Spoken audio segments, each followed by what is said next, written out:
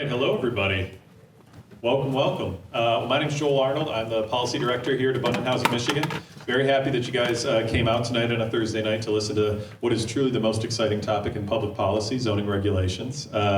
We have here with us tonight probably one of the foremost writers and thinkers on this topic, Nolan Gray. So let's give Nolan we've not come up yet, but give him a round of applause for coming here from California. We're happy to have him here.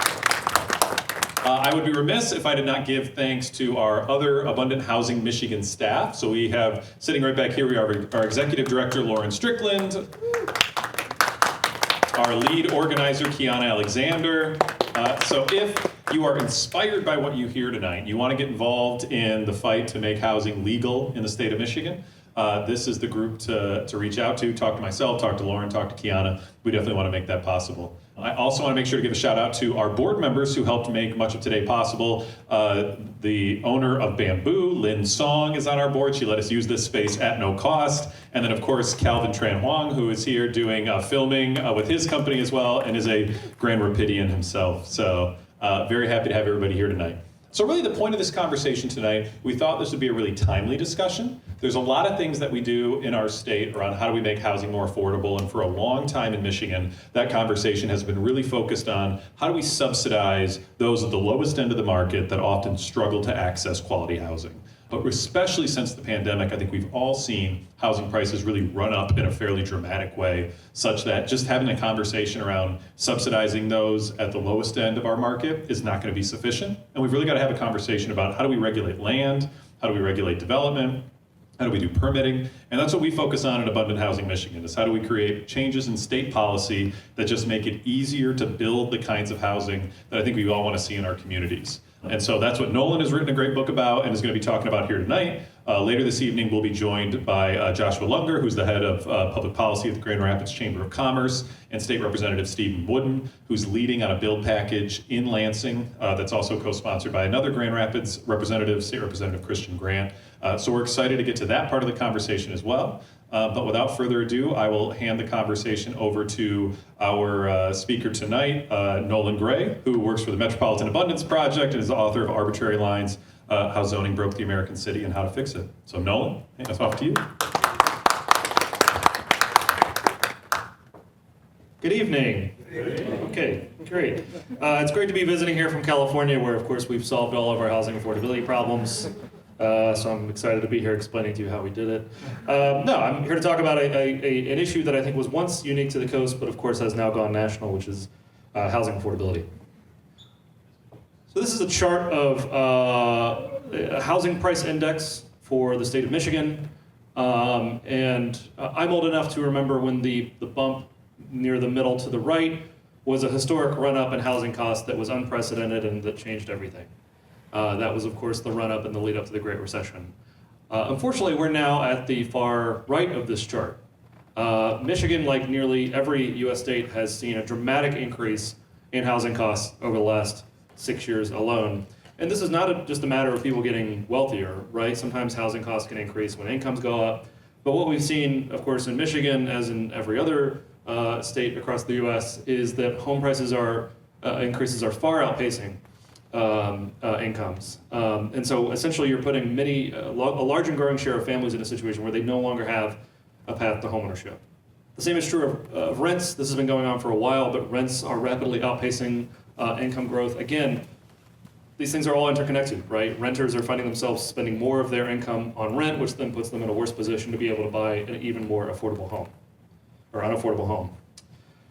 Okay, is everybody depressed? I'm going to spend the bulk of the time tonight talking about solutions, and I think to get to a solution, we first need to talk about diagnosing the crisis. Yet again, Michigan is not unique in many respects. So you can see here, this is a chart of housing production by different type for the state of Michigan.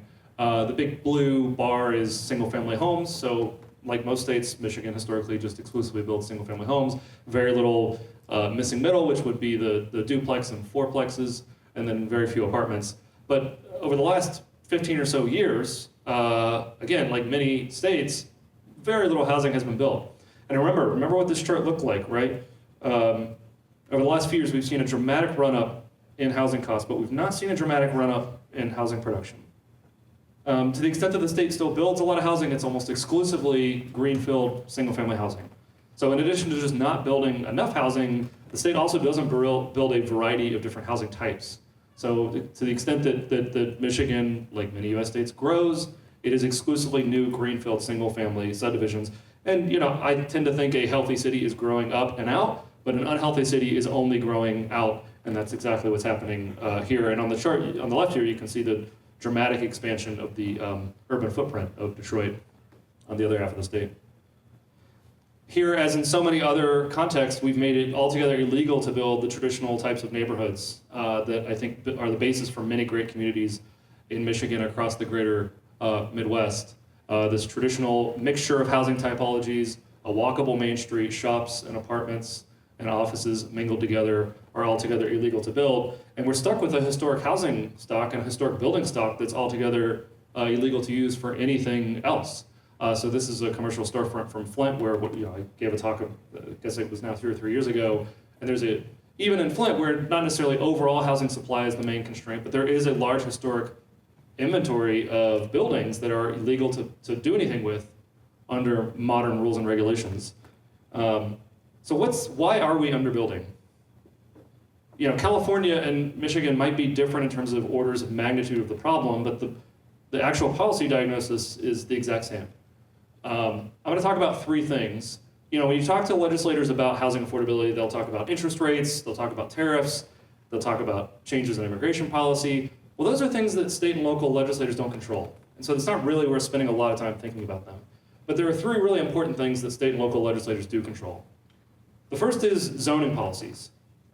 So of course, as many of you know, anybody play SimCity growing up? SimCity? Okay, so you know the basics, right? American cities are broken out into residential, commercial, industrial districts. But then it gets extremely complex beyond that.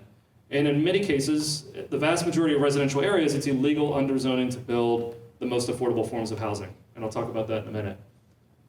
Even where the zoning allows housing to be built, often we subject projects to months or years of entitlement and permitting delays that make, again, those marginal projects, those projects that are barely penciling the most affordable projects, they can't get through the process. So we need an entitlement and permitting process that's fast and predictable. And then even if the zoning is there, and even if the permitting is all relatively clear, in many cases there are a variety of different cost drivers that make that housing financially infeasible to build. High fees, building code requirements that aren't really tethered to a health and safety outcome, unfunded mandates, et cetera.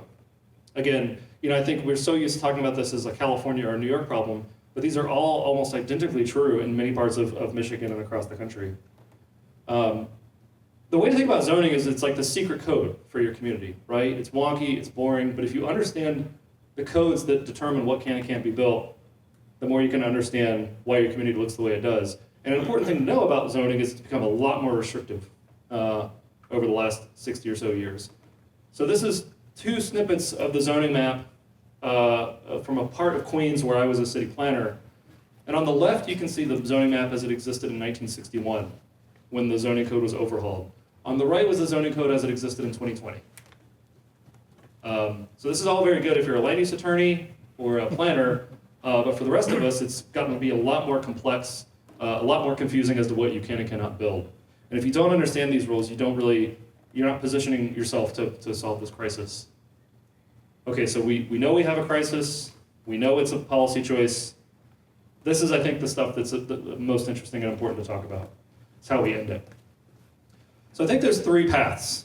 I'm going to mainly talk about the middle one, but almost everything that I talk about today is something that local governments could be making progress on.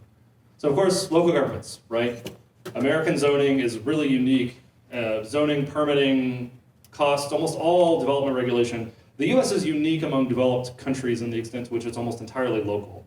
So local governments can and very easily could make a lot of these changes. But given the sort of inaction at the local level, certainly something that we dealt with a lot in California, but it's also a big issue here, as I've been explained, you often end up in a situation where you need states to take action. So we're seeing more of that. That's most of what I'm going to talk about today. Did anybody hear about the Federal Road to Housing Act getting signed? Federal government's going to probably play a larger role as this crisis gets worse and worse, but it's mostly a matter of the federal government giving out money on the condition that cities and states improve. And I think there's value in a fundamental rethink of a lot of these policies, but I'm going to mostly talk about this middle category. So why should states get involved on this issue? Again, I think this is the first question that a lot of state legislators are asked. This is historically purely a local issue. I think there are a few things. One is you just need guardrails, right? In almost every other policy area where we've given local governments power, there are guardrails to ensure that they don't blatantly or grossly misuse these powers, right? So limited guardrails around the worst officials, right? An applicant comes in, proposing to build an apartment building, they follow all the rules, they go through all the motions, and then a city just arbitrarily denies it. That happens more than you would think. And so you need some sort of basic guardrails to prevent that. That's kind of the negative frame. I think the positive frame is just scaling best practices. There are certain things that we just know are good policy that will help to get more housing built and that will enrich communities. You're essentially taking a burden off of local governments by saying, hey, we're just going to have this be a matter of state policy. As a matter of state policy, everybody in the state can build an accessory dwelling unit, right? And I'll talk more about what that means in a minute. Another thing which is a little bit more sort of nuanced, but another challenge I think in this policy area is that you often have local elected officials and local planners who want to do the right thing. They want to permit more housing, but they say, well, whenever we propose a reform to allow more starter homes, the usual suspects all come out to the Tuesday 10 a.m. public hearing. They shout us down. Our council member gets scared. We cancel the proposal. The state can come in and say, hey, we're providing you cover. Within California, many of the bills we've passed will have elected officials who are on the record as opposing the bill will then tell us, I actually really appreciate that you did that because we've been trying to have this project move forward for years, but the state coming in and setting standards actually helped us get it through. Then the last piece is ensuring that every city is doing its fair share. So the thing about housing markets is that they don't stop and start at municipal boundaries. Another unique feature of how the US governs its cities is that we actually have lots of different cities and counties regulating any given metro area, right? So this is just a limited portion of metropolitan Grand Rapids, right? You have dozens of different cities. You have many different counties, right? And so if we adopt a pure local control posture, even in the best of cases, it will involve a lot of local governments having to undertake a lot of time, effort, public money adopting these reforms, and that's the best of cases. The worst of cases is maybe a handful of jurisdictions adopt positive reforms, but then the rest of them do absolutely nothing. And again, if 2 or 3 cities in this area are doing a lot to try to get a lot of housing built, but the rest are doing absolutely nothing, you cannot and will not end your housing crisis. So the sort of shift on this has been pretty dramatic in recent years. So that's this is a map of pro-housing state legislation that's been adopted over the past, I believe, 6 or 7 years. So you can see we've been very busy in California. A lot of the laws are just now starting to take effect. There's been a lot of activity on this out west in general because California is so unaffordable that the entire Mountain West has now found itself in a housing affordability situation. Parts of the Northeast, New England, where they've long had housing affordability problems, they've been working on this. But what's striking about this, I think, certainly to this audience, is very little activity in the Midwest and almost no activity, giant asterisks on this, until recently here in Michigan. And I want to convince all you all that this is important, and I want to give you everything you need to proceed. And I want you guys to, when I come back here, I want you guys to be dark green, or is this blue? Yeah, dark green a year from now. Because I think this is a real area where, right, we're already, as I've sort of started the talk, we're already seeing the early stages of a California-style housing crisis if the reforms are not adopted, right? And I would say housing crisis is like smoking. The best time to stop is to not start, right? So if you can adopt a lot of these reforms in the early stages of price appreciation, you can avoid ending up in a situation like California where the average family has no path to homeownership, the average renter is spending over a third or half of her income on rent, and where you have a homelessness crisis that's really destroyed communities. So what do we got to do to avoid that nightmare? We need state reform. One thing that I think is great about this issue area is that even in this current moment of intense political polarization, this is not necessarily a right or left, red or blue issue. I often think about the Fiorello LaGuardia quote, the mayor of New York, there's no Republican or Democratic way to pick up trash. We've got a housing shortage. We can debate on the margins different types of solutions, and There are certainly things that get YIMBYs and whipped up into, disagreement, but there's a basic sort of core of, okay, we know what needs to be done.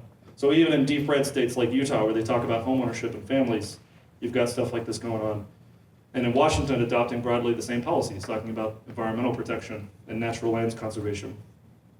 You've got places like Montana, where they talk about all these policies in terms of property rights and free markets. And then progressive Connecticut, where they talk in terms of equity and justice, right? And in all 4 of these states, they've pursued broadly the same policies using a very different rhetorical toolkit. So what can we do? The first, and I think the necessary, if not sufficient, set of reforms is reforming zoning. So I think the first and most obvious, and I've found to be broadly most popular reform, is legalizing starter homes again, right? So what is a starter home in 2026? It's a townhouse. It might be a small lot single family home. It might be a 2 or 3 bedroom condo. Precisely the types of housing that in a typical local zoning code are illegal to build in something like 95% of residential areas. As long as we make it illegal to build the most affordable forms of starter homes, we're just not going to be building the next generation of homeowners.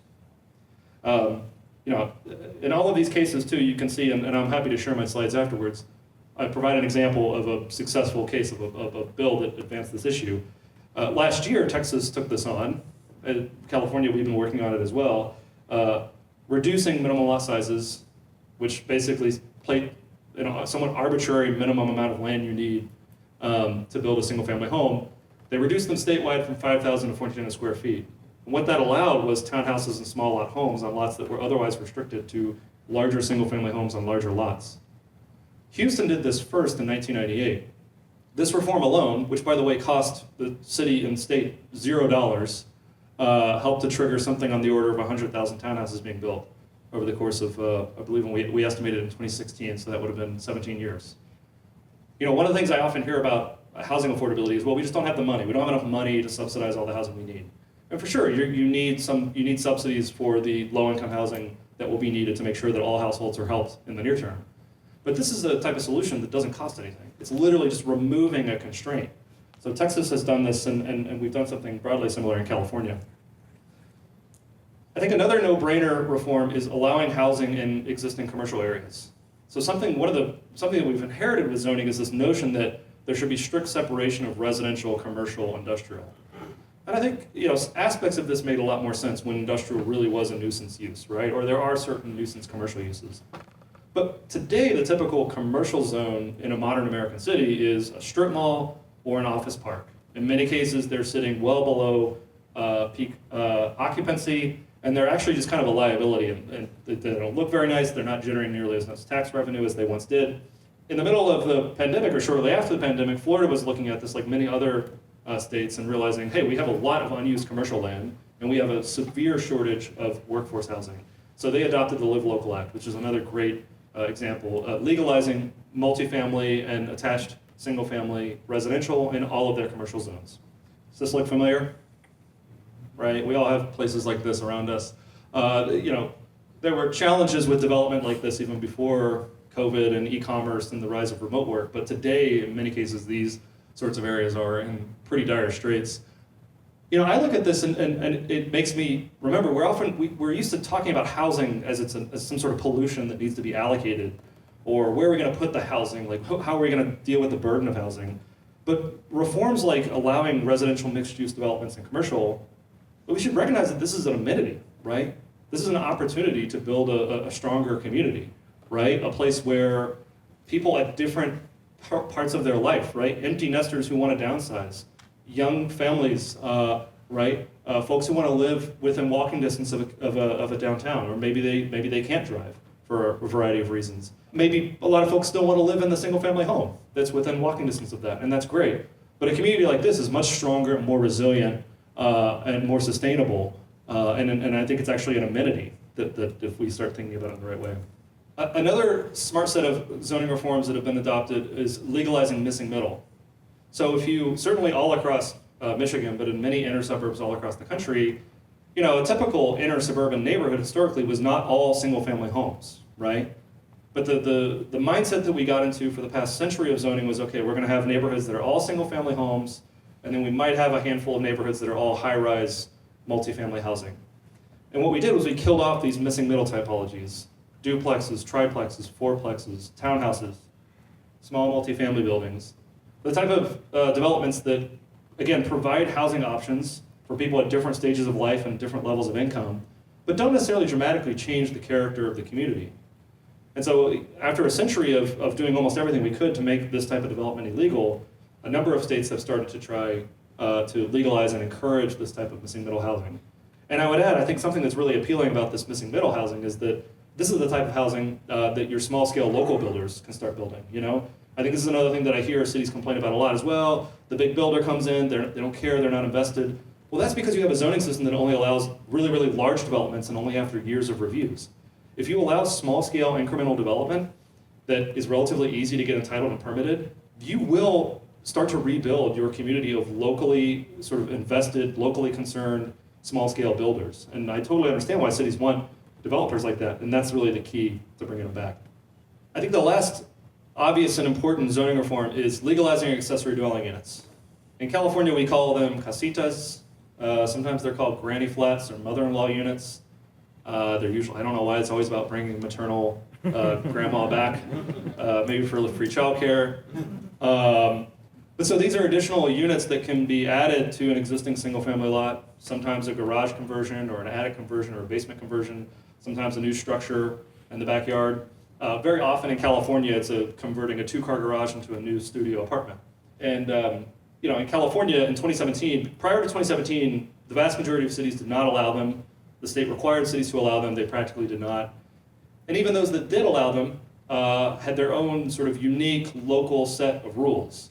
And so the upshot of that was that virtually no ADUs were built in California prior to 2017. 2016, the state legislature said, okay, we're gonna set a statewide set of rules, the same set of ADU rules in every jurisdiction in California. And again, a zero cost reform that just empowered homeowners and small property owners to add an additional unit to their lot. Fast forward about 9 years later, and we've seen something on the order of 100,000 ADUs get built in California. Not entitled, not permitted, built. Now you're probably not gonna get 100,000 ADUs built in Michigan in 10 years, but do the per capita adjustment, and that's pretty impressive. I mean, in a lot of California cities, something on the order of 1 in 4 homes built last year was an ADU, right? That allows for intergenerational housing. It allows small-scale property owners and small-scale homeowners to have an additional source of income. It just provides more options, and again, it doesn't necessarily dramatically change the character of the neighborhood. If zoning's not sexy, streamlining is really not sexy, but it's really, really important. If zoning theoretically allows housing to be built, but it takes months or years to get a permit, it might as well not be allowed. Yet again, I think we're seeing some really exciting progress here. One of the reforms that I really liked, Tennessee, Florida, Texas, and California, we've all adopted this in the past few years, is to allow licensed third-party architects and engineers to conduct plan review and to conduct inspections. Clears the backlog, it ensures that no project is sitting around completed, waiting for an inspector to come out. In Southern California, where I used to live, it would often be the case that you would finish an apartment building and then you would wait something on the order of 6 months for an inspector to come out in the middle of a so-called housing crisis. That's ridiculous. Many states have said, okay, look, an applicant can hire a licensed third-party engineer or architect as long as they're not otherwise involved in the project to come out and conduct the inspection. That seems to me like a no-brainer. Yet another thing that we've seen over the past 6 years is that permitting timelines have taken longer and longer. And there was a great RAND study comparing Texas, Colorado, and California. And the idea was Texas, very pro-housing growth, California, extremely restrictive, Colorado, somewhere in the middle. And they found, right, it's, as predicted, it's vastly more expensive to build housing in California. It's vastly cheaper to build in Texas.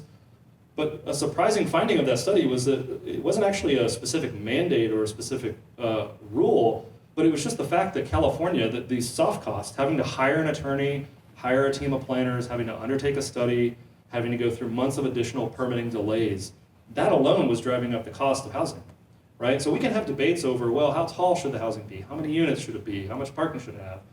We can debate all those things, but I've never, in doing this work for something like 10 years, I've never encountered somebody who said, yeah, the permit should take like twice as long. Nobody cares about that, right?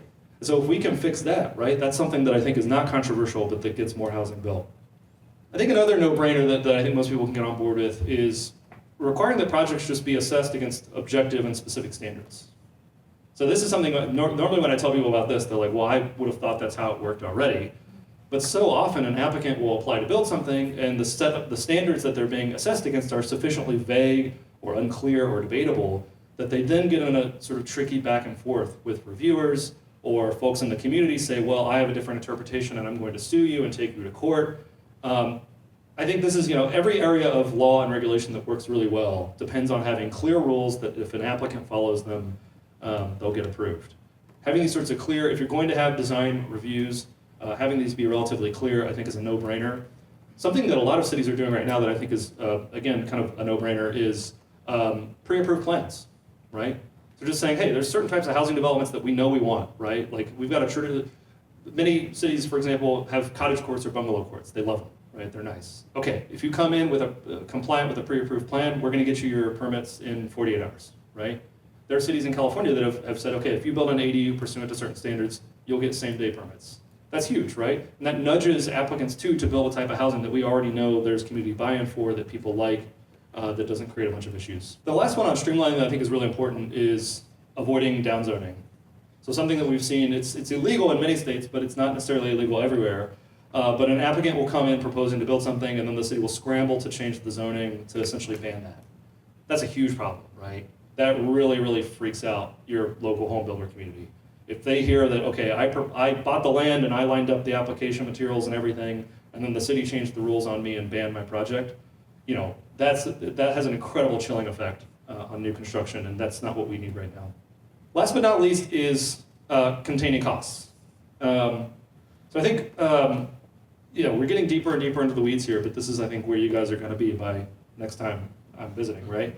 I think an obvious one is restricting or placing some sort of limits on arbitrary building material rules. So how does this look, right?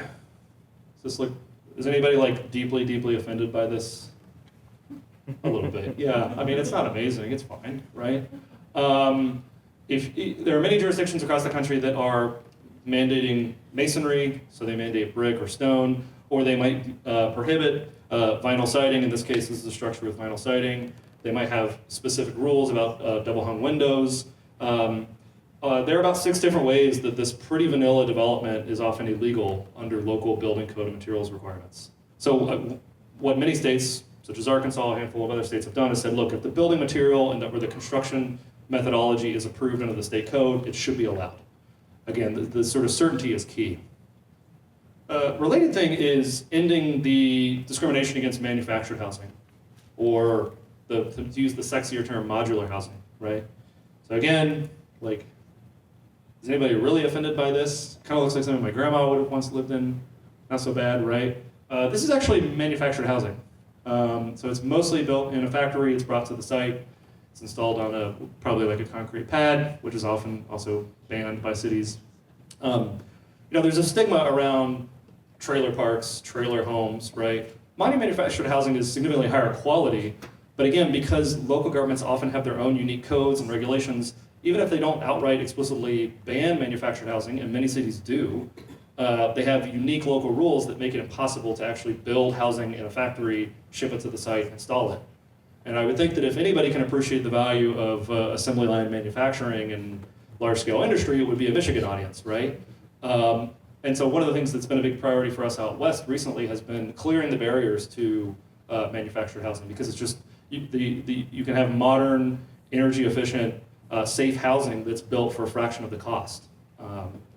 So states like Maine has been an enthusiastic leader on this as well in recent years. Another set of reform is building code reforms. To get deep into the weeds for the freaks in the audience, raising the residential code threshold, raising your single stair threshold to 6 stories. I want to congratulate Michigan on, I believe it was signed recently, increasing the single stair threshold to 4 units. It's a good job. Double down on that win with more winning. So I think we're going to see a lot more of these sorts of code reforms. And then finally, one that's near and dear to my heart is off-street parking mandates. Cities often require that lots and lots of off-street parking get built for any new development, right? So this is why many American cities end up with tons of off-street parking that's in many cases rarely used. I know Strong Towns is one of the co-hosts, and so thank you guys. You know, they do a great thing on Black Friday where they say, even on Black Friday, peak parking demand, most parking lots have huge areas that are just not filled, right? So, you know, of course, there's the problem of wasted land. There's also just the problem of the cost, right? So here on the right, this is from my friends over at the Parking Reform Network. If you are requiring this, you know, it's not glamorous, a 675 square foot, 2-bedroom apartment. It's not luxury housing by anybody's imagination, but it's potentially exactly the sort of starter home that a young couple with a baby might need, and that we're certainly not building quite enough of.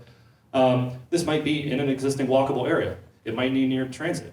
It might be, there might be folks in the household who have some sort of mobility disability to where they can't drive.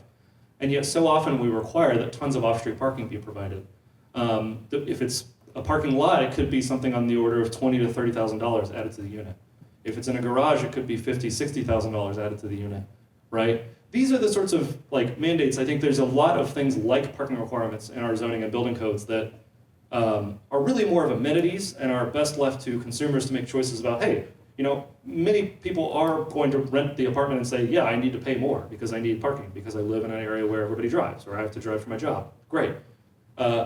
Consumers and the people who build for them are best positioned to make these decisions. Especially in a state like Michigan, where there's such an incredible inventory of historic architecture, right? You find yourself in a situation, because these new rules get added, and again, I'm giving the example of parking requirements, but there's so many rules like this. A new rule is added and then poof, some of your historic architecture is illegal to use or is legally much more difficult to use, right? So in Michigan, across the Midwest, where I'm from in Lexington, we have lots of great buildings like this that sit empty for years, right? To reuse it would require a variance. You would need some sort of relief from the parking. If you wanted to take one of these buildings and add residential on the second floor, or the wrong type of office on the second floor, you might need some sort of special use permit. You'd have to go through months of additional reviews, right? So these rules often end up being a barrier, again, to just revitalization, even above and beyond housing supply. But these rules are often, as the title of my book suggests, completely arbitrary. So here's a parking requirement table for a city in Texas. If you operate a tavern or a pub, you need to provide 10 parking spaces per 1,000 square feet. If you operate a small bar, you need to provide 12 parking spaces per 1,000 square feet. And if you operate a bar, club, or lounge, you need to provide 14 parking spaces per 1,000 square feet. If you know the difference between these types of uses, you probably make a great land use planner or attorney. In any case, all of these uses exist to get people drunk and in a state where they should not be driving at all, and yet we require parking. If any of this has been interesting or enticing to you, the group that I now work with, I've banged my head against the wall enough trying to pass legislation in California, and we're trying to play a supportive role helping our partners and allies in places like Michigan. We have model legislation for everything that I've discussed, as well as wraparound materials. And I know I joked about this, but there's a real opportunity here. You know, I mean, I think places like Grand Rapids, right, are continuing to grow. A lot of people want to live here. A lot of people who want to grow up here, want to stay here and raise a family here. And I think it would be great if everyone from this area, everyone wants to move to this area, didn't even for a second have to think, am I going to be able to afford to buy housing? Am I going to be able to make rent, right? I mean, I go and talk to elected officials and they say, well, I wanted to pass this legislation, but what about local control? You know what? Next time you're door knocking, keep a tally. How many people mentioned cost of living? How many people explicitly mentioned housing affordability? Okay, column 1. How many people mentioned local control? I don't think most people care in that margin. What they care about is housing affordability available for me? Is my kid going to be able to stay here? Is my kid going to be stuck being a renter? Is my kid going to have to move to another state to find affordable housing? Is the person who served, the nurse who comes and serves me, or the person at the supermarket, or the dental assistant, is that person able to stay here? These are the things that people really, really, really care about. So I think there's, you know, on some margins, there's already a whole bunch of tried and tested and true policies that Michigan could easily adopt. I think there are also a whole bunch of areas where you guys could set a new path and expand, you know, and create new model legislation for other states. If you're an elected official or commissioner, be the leader that your community needs on this issue. Again, we're now 6 years into cost of living being the #1 issue for the average voter. They are looking for people to lead on this. If you're a planner or developer or somebody with some policy expertise, be the policy entrepreneur that your community needs. I often have people ask me, it's like, well, we want to get active on this. Where do we start? Go talk to your local planner or developer who is trying to build or trying to get projects through the pipeline and say, hey, what are the barriers to building more housing in our community? And then if you're an activist, which should be everybody, right? Okay, keep everybody honest, keep fighting. The amazing thing about this issue is that a bunch of policies that seemed impossible now seem inevitable, right? In California, when we started doing this work 10 years ago, the idea of, oh, you're going to legalize apartments near transit stations. Yeah, good luck, right? And now, of course, that's been passed and we're moving forward. This happens in state after state after state. And so I would just say, again, things that seem impossible in a year or two can seem inevitable. And I think that's already starting to happen here in Michigan. With that, I'm honored to be able to come speak to you. I went way over my time, but I'll stick around for the questions. Thank you.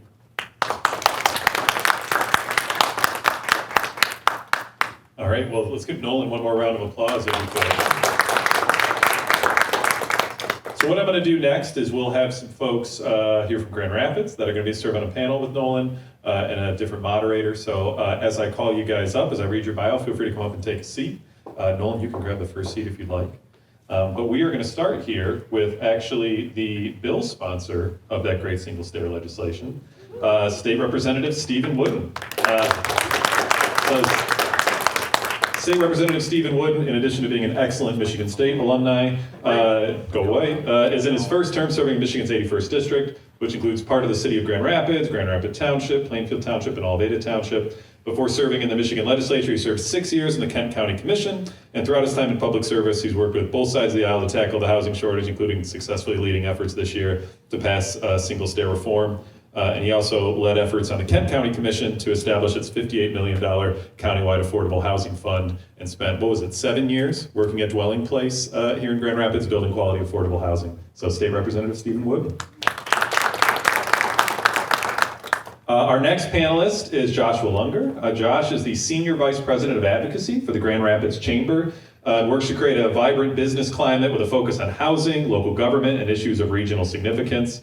Among other volunteer positions, he serves on the boards of the Grand Rapids Downtown Improvement District, the Kent County Community Action Advisory Board, Grand Rapids Housing Commission, and the Wellspring Preparatory High School Board of Ed. He is a combat veteran and a former paratrooper in the U.S. Army's 82nd Airborne, and has been recognized in a host of publications, including 40 Under 40, and in the Crane Grand Rapids Business Journal, and he's also, yet again, an alum of Michigan State's Michigan Political Leadership Program.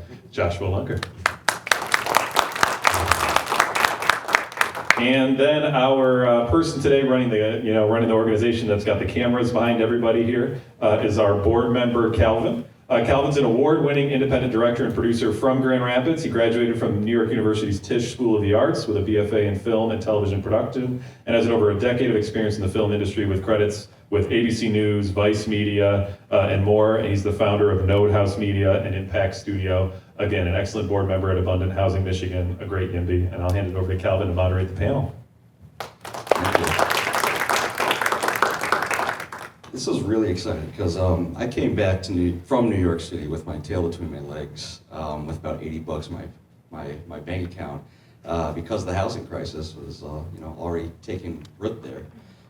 Came back just about after the pandemic started, but the issue was already going nationwide. I mean, after the pandemic started, I feel like the demand exploded all across the country. So for us to see what's been going on here in Michigan the last 6-7 years has been, the last few years has been really incredible to have some serious wins under our belt today. So I just couldn't be more excited to chat with our group here. We do have a microphone over there. The microphones that you guys have on is for our video recording, but the microphone over there is that way that people can hear you, so we can pass that around. The first question I really wanted to ask was, the way that a lot of housing discussions have gone on in the last few months, for me at least, people are talking about housing as if it's some kind of punishment, or that it's some kind of externality placed upon other people. In discussing the housing bill package going on right now, the Michigan Housing Readiness Package, some folks have said, why are our local governments being punished? Things like that. And that always struck me as odd, because these policies that I feel like we're talking about, they're about making our cities and communities better, more vibrant, more robust, And these are all positive things I think anybody should want. So I want to kind of open the field for you guys to talk about what is going on here. Is this like issue of collaboration, communication, public trust, or is this something else? Is it something that we have to ignore and just kind of go beyond? What's going on in this conversation? I'll let anybody answer that question. Who's got a track record?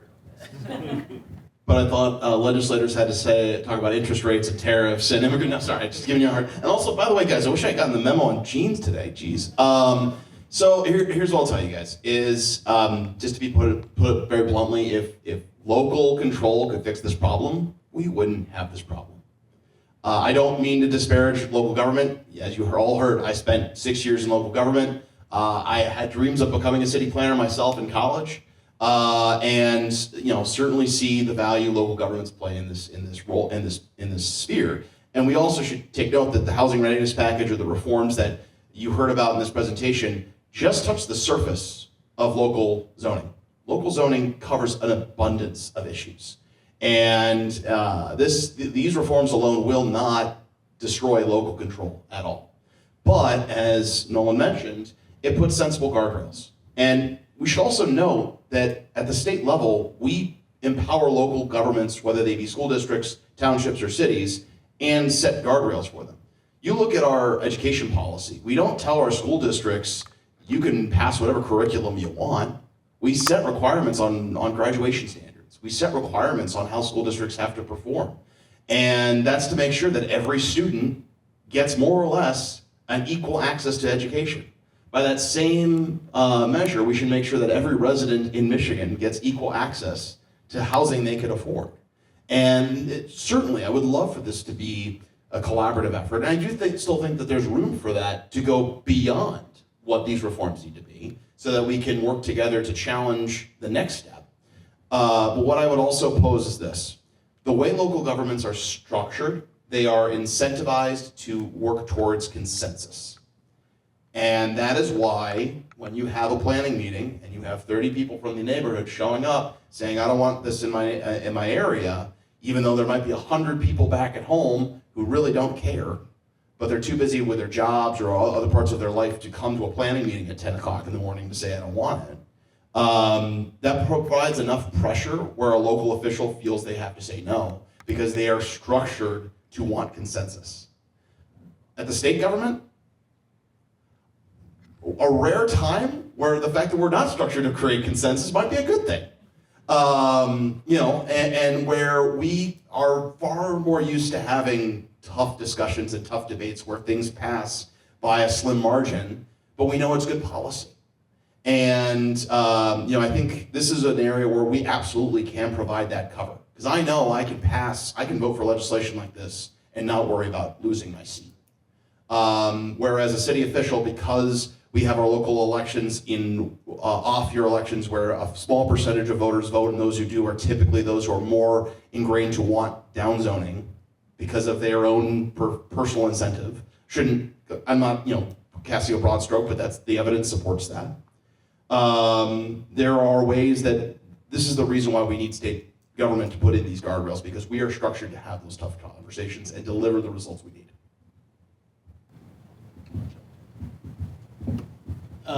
As someone who got called in by the principal for our support of the housing readiness package and had to meet with all of our urban mayors and managers, I brought one of our local housing experts in to back me up a little bit.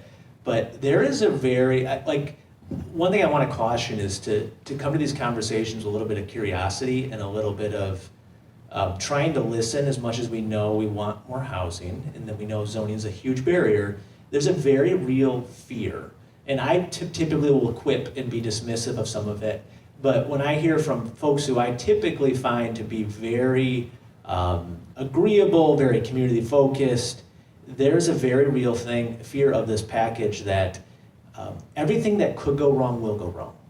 And to a point where I had to really bite my tongue, because there's a fear that parking will overwhelm every street, and every person's going to immediately blame the local community because they're going to say, well, we can't blame the state, so we'll blame the local. So that whole fear of accountability, I might be able to sit here and say, no, it's not real. for them it's real. And that's part of the challenge we have to figure out how do we overcome. I think we are seeing a lot of progress. We're seeing communities that maybe have been hesitant start to inch forward, but it's gonna look differently in every community. And what I liked about, and when I say like it's dead, which maybe it's a next cycle thing, the state package is we're raising the floor.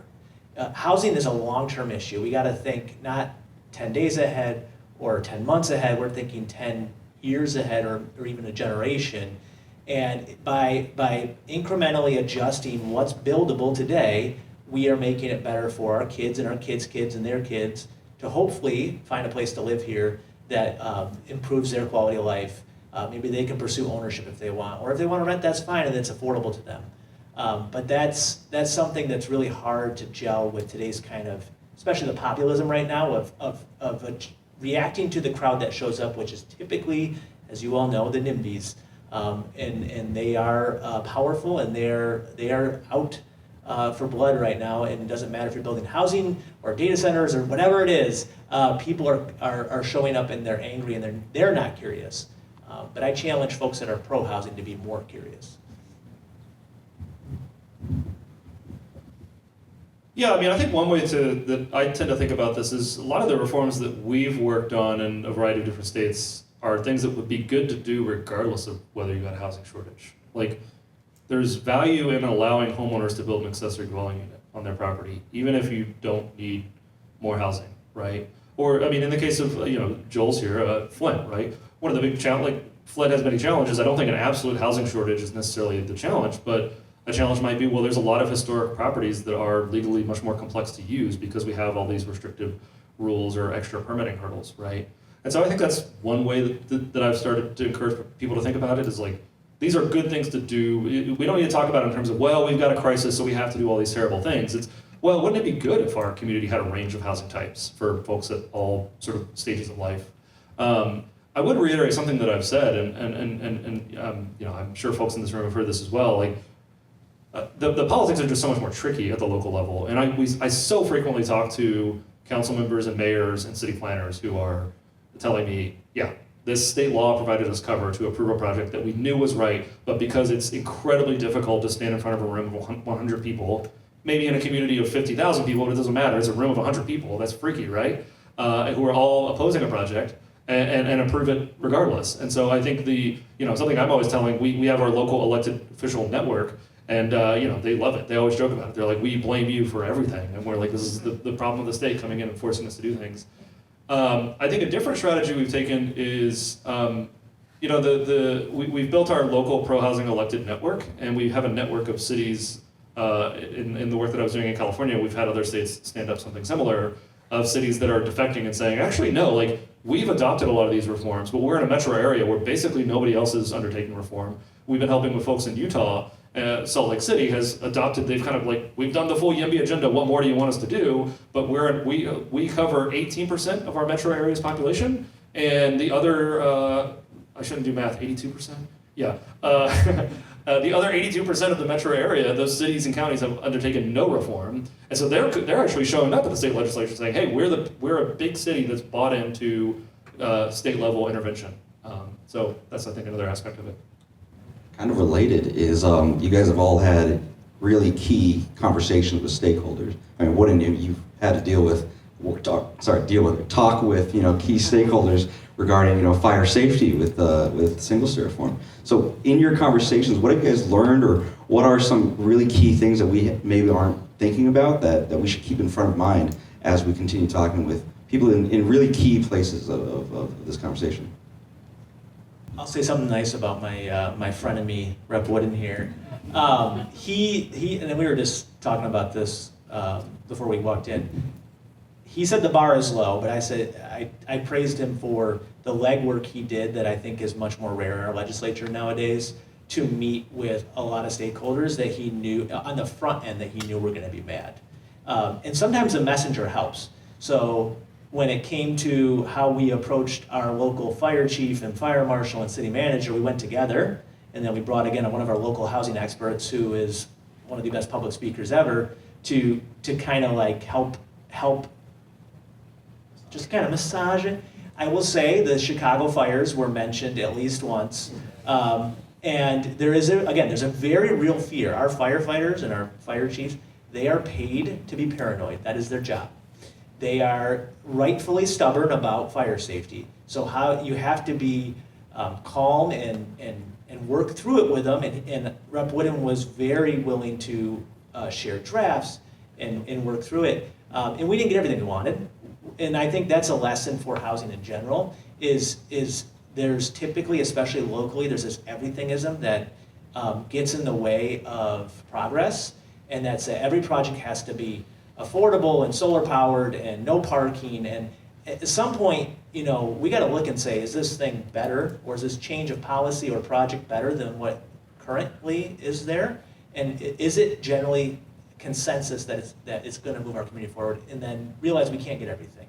And I think you did that very well with single stair, and now we'll go and build a bunch, and we'll tour the firefighters through it. Maybe we'll do some training on it with them, carry the ladder up or whatever, and then we'll say, okay, what about 6 floors?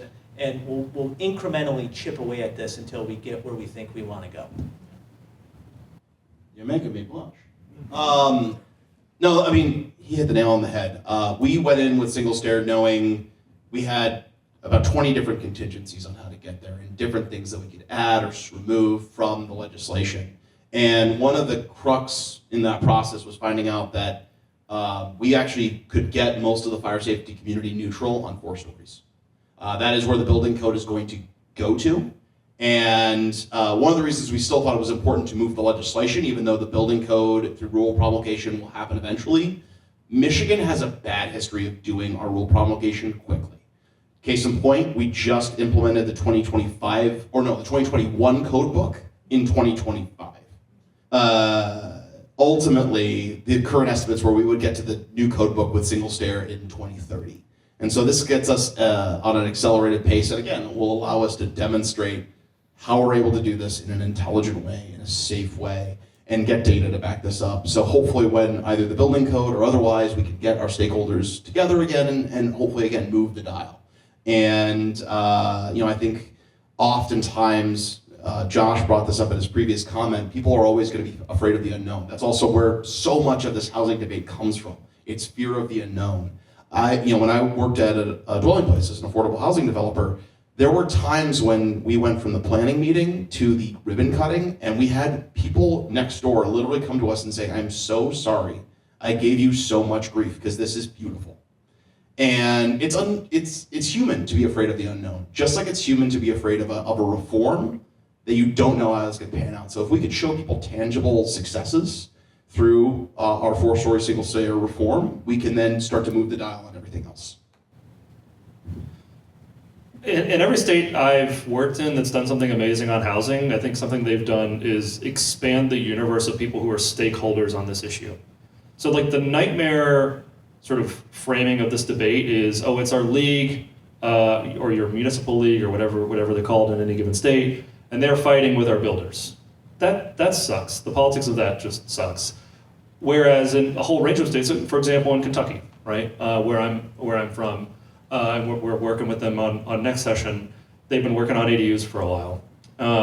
There was a photo that was going viral on X for anybody in the room still, disturbed enough to still be on X. I'm among them. There was a photo that went viral of the public hearing crowd for a project in San Francisco, and there was a lot of discourse about everybody in the room was quite old, right? Gray hair, right, folks, and there was a lot of the usual discourse about, oh, this is a generational fight. In a few states, AARP has bailed out ADU reform, right? Because AARP says, look, we represent all seniors. Many of them are renters on a fixed income in a context where rents are increasing rapidly.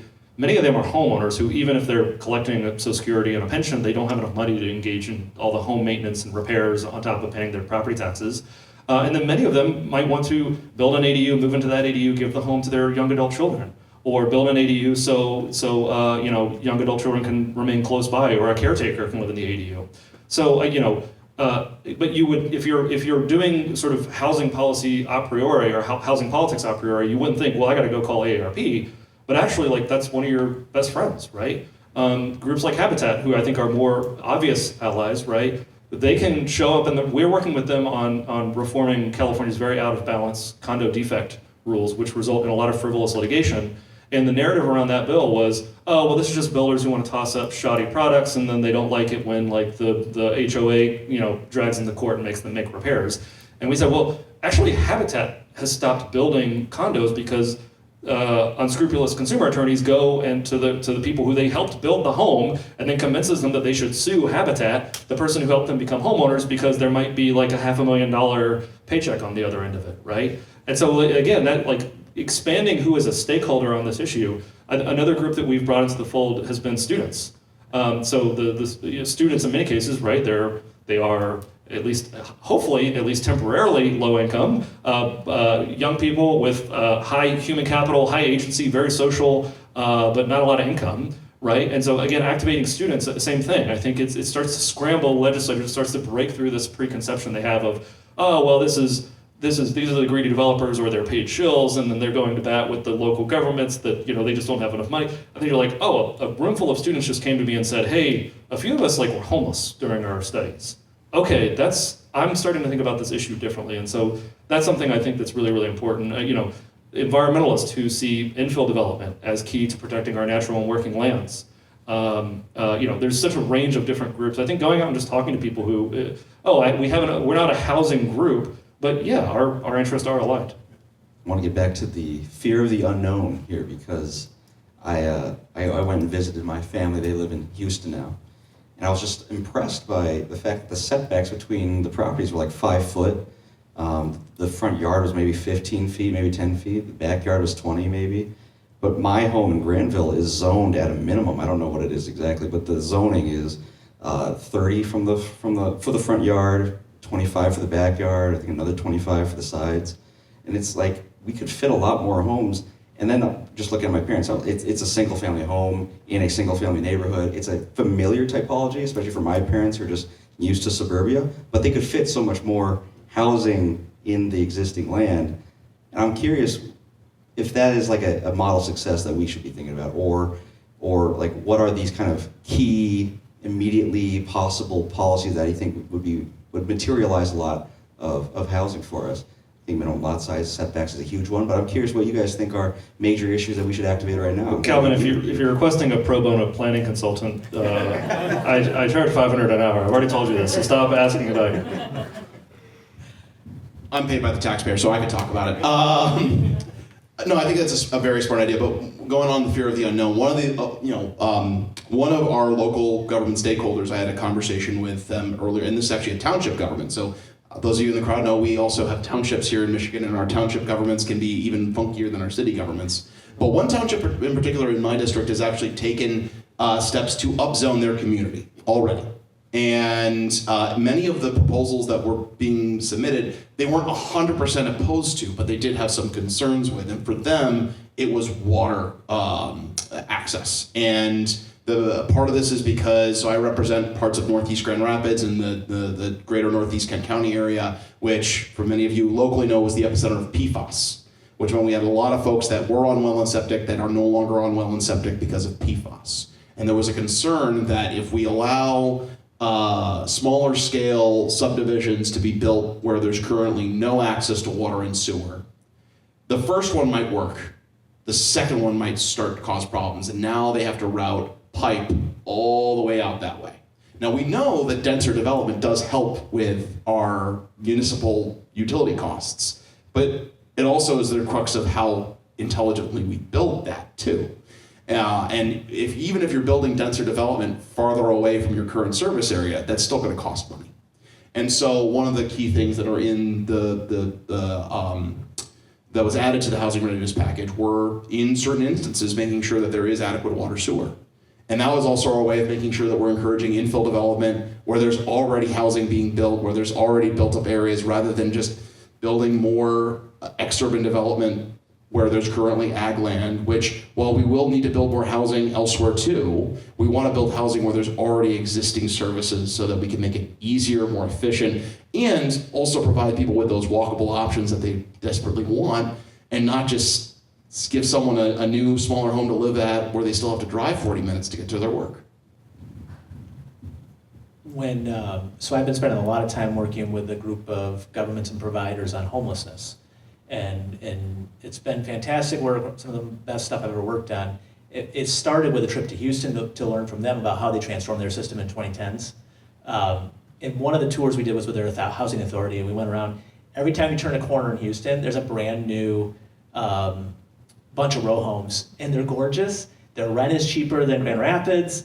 Their for sale prices for comparable products, at least at the time, a few years ago, were relatively competitive with a community that's much smaller than Grand Rapids. And I was like, ask questions. Oh, they don't have zoning, right? Or they use other ways to maybe look at land use, like deed restrictions and stuff, but it's much less restrictive. I think that's something, especially for Greater Grand Rapids, Grand Rapids has taken huge steps. Their planning commission in the last 10 years has gone from much more no bias to, you really got to try to stumble to get kicked back if you're doing some type of housing. Doesn't mean the process is easy. I was telling Rep. Wooden that there was someone who was trying to build 90 units on 5 acres of land. They are now building 32 units in 16 duplexes, and they still had to take a year, including traffic studies, and had 30 people show up to oppose it. And my letter was the only one that was supporting it. And that's always across the region, and it gets worse than that typically. So when we look at where we need to go as a region, I think one of the key opportunities is that missing middle typologies. If you could build without all the hurdles, those type of products here, I think they would sell like hotcakes. You wouldn't have to subsidize them. And housing supply is all connected, so there's a benefit to lower income households as well. But we're just not doing it. We're largely still large lot single family or large multifamily, and I think that's an opportunity that I really want to hope. I think Grand Rapids will start to do more, but I think our other communities need to take a better bite out of, and that's where some of this, I don't want to call it preemption, but some of this raising the floor at the state level could have a huge impact immediately across the state. I want to kind of touch on the distance in which this conversation has developed in the last, say, 20 years. I mean, I'm not really old enough to remember much of that, but I'm curious from your guys' perspective, like how far have we come so far, and what is ahead of us, kind of in your crystal ball right now? Yeah, I mean, the fact that I've spent most of my time on housing and homelessness as the Business Association for West Michigan, we have 3,100 members.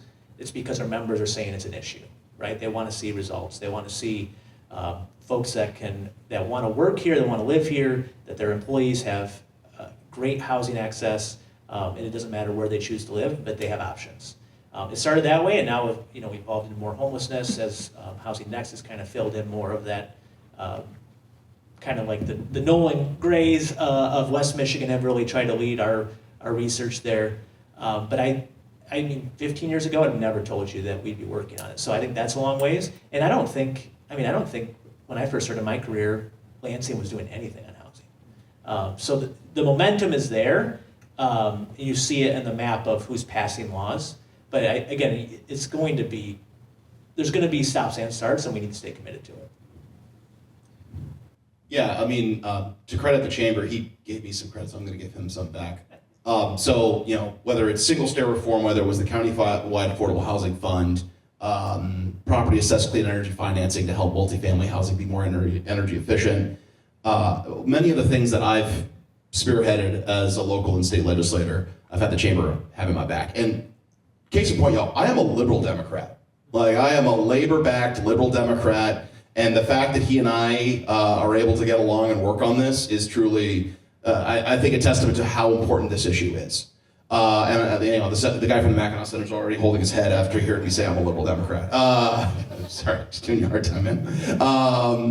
The fact of the matter is, I think we've seen, as Nolan mentioned, the other folks outside of the housing space get into the housing space. Case in point, when I was running for the first time for State House, I had an interview for an endorsement with a labor union. They sat me down and I brought up my bio, and he said, really appreciate all your stances on labor issues, but I really appreciate your focus on housing, because I've got 2 grown kids who are living in my basement who are working employed. It's no longer back when I was a college graduate and the trope was your millennial college grad was living in the basement because there were no jobs. Now they're making more than the parents, they just don't have a home. And so that hit home with him. And similarly speaking, we're getting more and more stakeholders getting into this space because they see the critical nature. You brought up environmental organizations. I think that was one of the crucial supporters we had on our side of the aisle.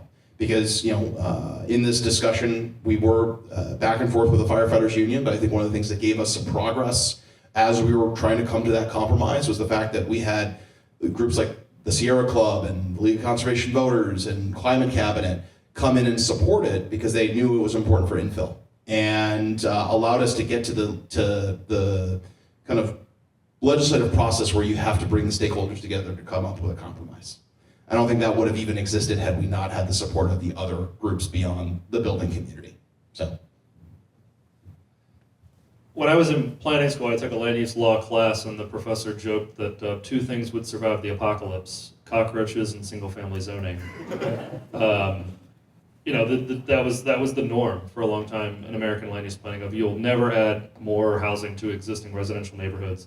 The only thing you can ever do is maybe build more in commercial areas, or if you have some sort of master planned redevelopment, maybe. And of course, now that seems kind of like we laugh because it's like, well, now it's not a matter of if but when, right? Of course, we need to allow accessory dwelling units. Of course, missing middle and duplexes are appropriate in residential neighborhoods, and there's no reason why the government should be blocking that. So, I think I closed by stressing this because I think it's really important. Things that can seem impossible in a very short time period can go to seeming inevitable.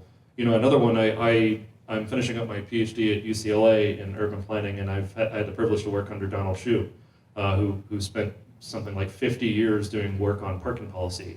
And one of the things that he would always return to is the need to get rid of minimum off-street parking mandates for the variety of reasons. I had to resist making my entire talk about that.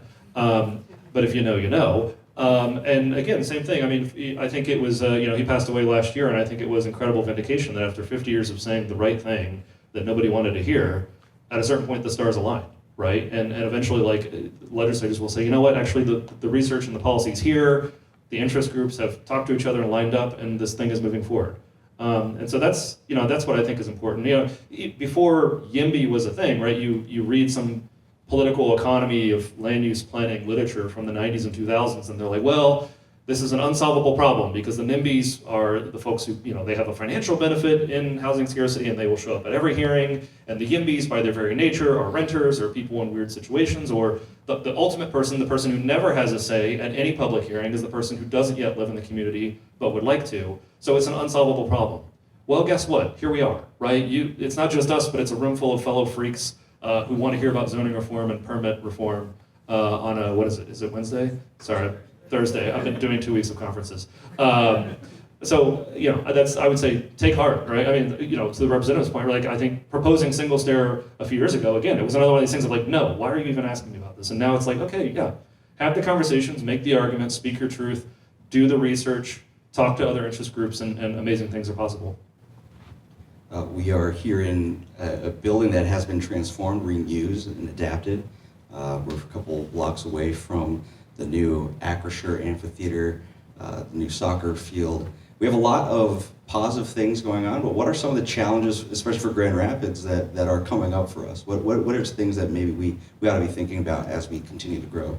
Well, this is coming up all the time. I think a lot of urban communities have similar challenges right now. There's perceptions and realities around how clean, healthy, and safe are our public spaces.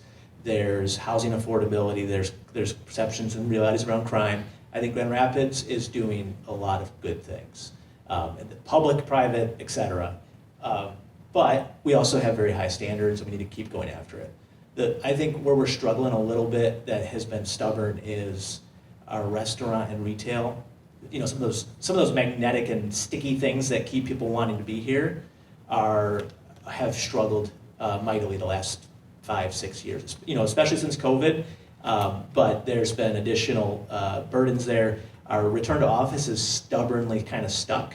And so now it just further highlights the need to add probably another 10,000 households.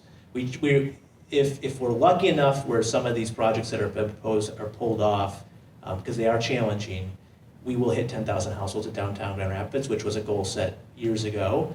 But I think we need to double it or triple it and set our passions high, because that means you have the households that can then support those businesses and keep the foot traffic up. There's something great, it feels great about a walkable, active city. I think our city is very walkable. There's some days where I just wish it was a lot more active. And there's not one easy button, so it's about how do we push it. I do think housing is a big component of that. And it's not just the downtown, I think it's the corridors. That's why I'm so excited about single stair. There's a bunch of really awesome wonky corridors in Grand Rapids. You walk down them and you're like, why isn't there something here? And it's because by the time you try to assemble enough parcels to do a large multifamily, it just doesn't work. So now we can do 12 units in 4 stories and do something cool that then supports the businesses around it and promotes that active, safe feeling that people want. So I think we're on the right path. It's harder. It's not complicated, it's just hard. And I'm really thankful for all the people that are working on it.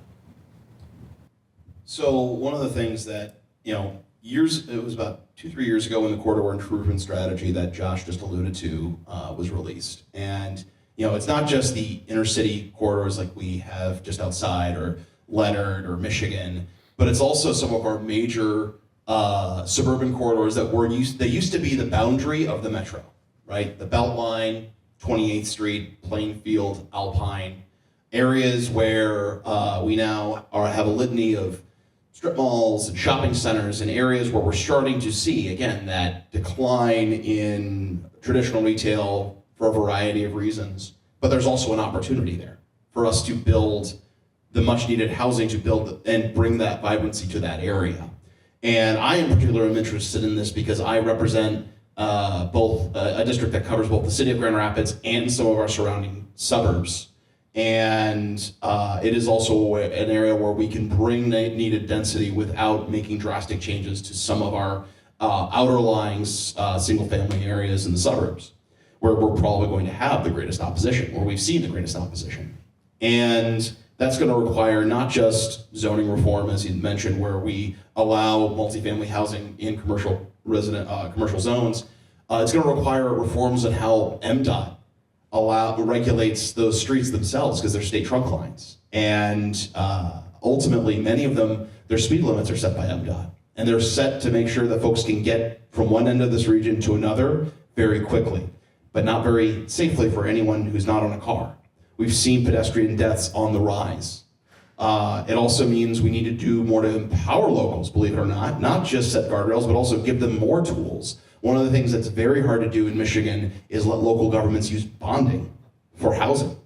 In fact, the only municipality that I know is using bonding for housing is Ann Arbor, and that's also because they're using a dedicated millage for it. Well, not all housing requires a dedicated tax increase to pay for it. MSHDA does it all the time, our state housing authority. Other local housing authorities do that all the time. It's something I'm certainly interested, I've had it in my drawer for a few months, but something I'd like to get introduced and probably looking into next term is how we can allow local bonding to help build mixed income housing. Montgomery County, Maryland is a prime example of that, where they're using their bonding to help build mixed income housing where the market rate rent subsidizes the more affordable rents. And that also helps us build in areas where purely private market capital isn't as interested, but where we can braid private capital and public bonding to help build housing that people of all incomes need in areas like our corridors. Well, the last time I was in Grand Rapids, it was February, so as far as I'm concerned, it's improved a lot. Calvin and I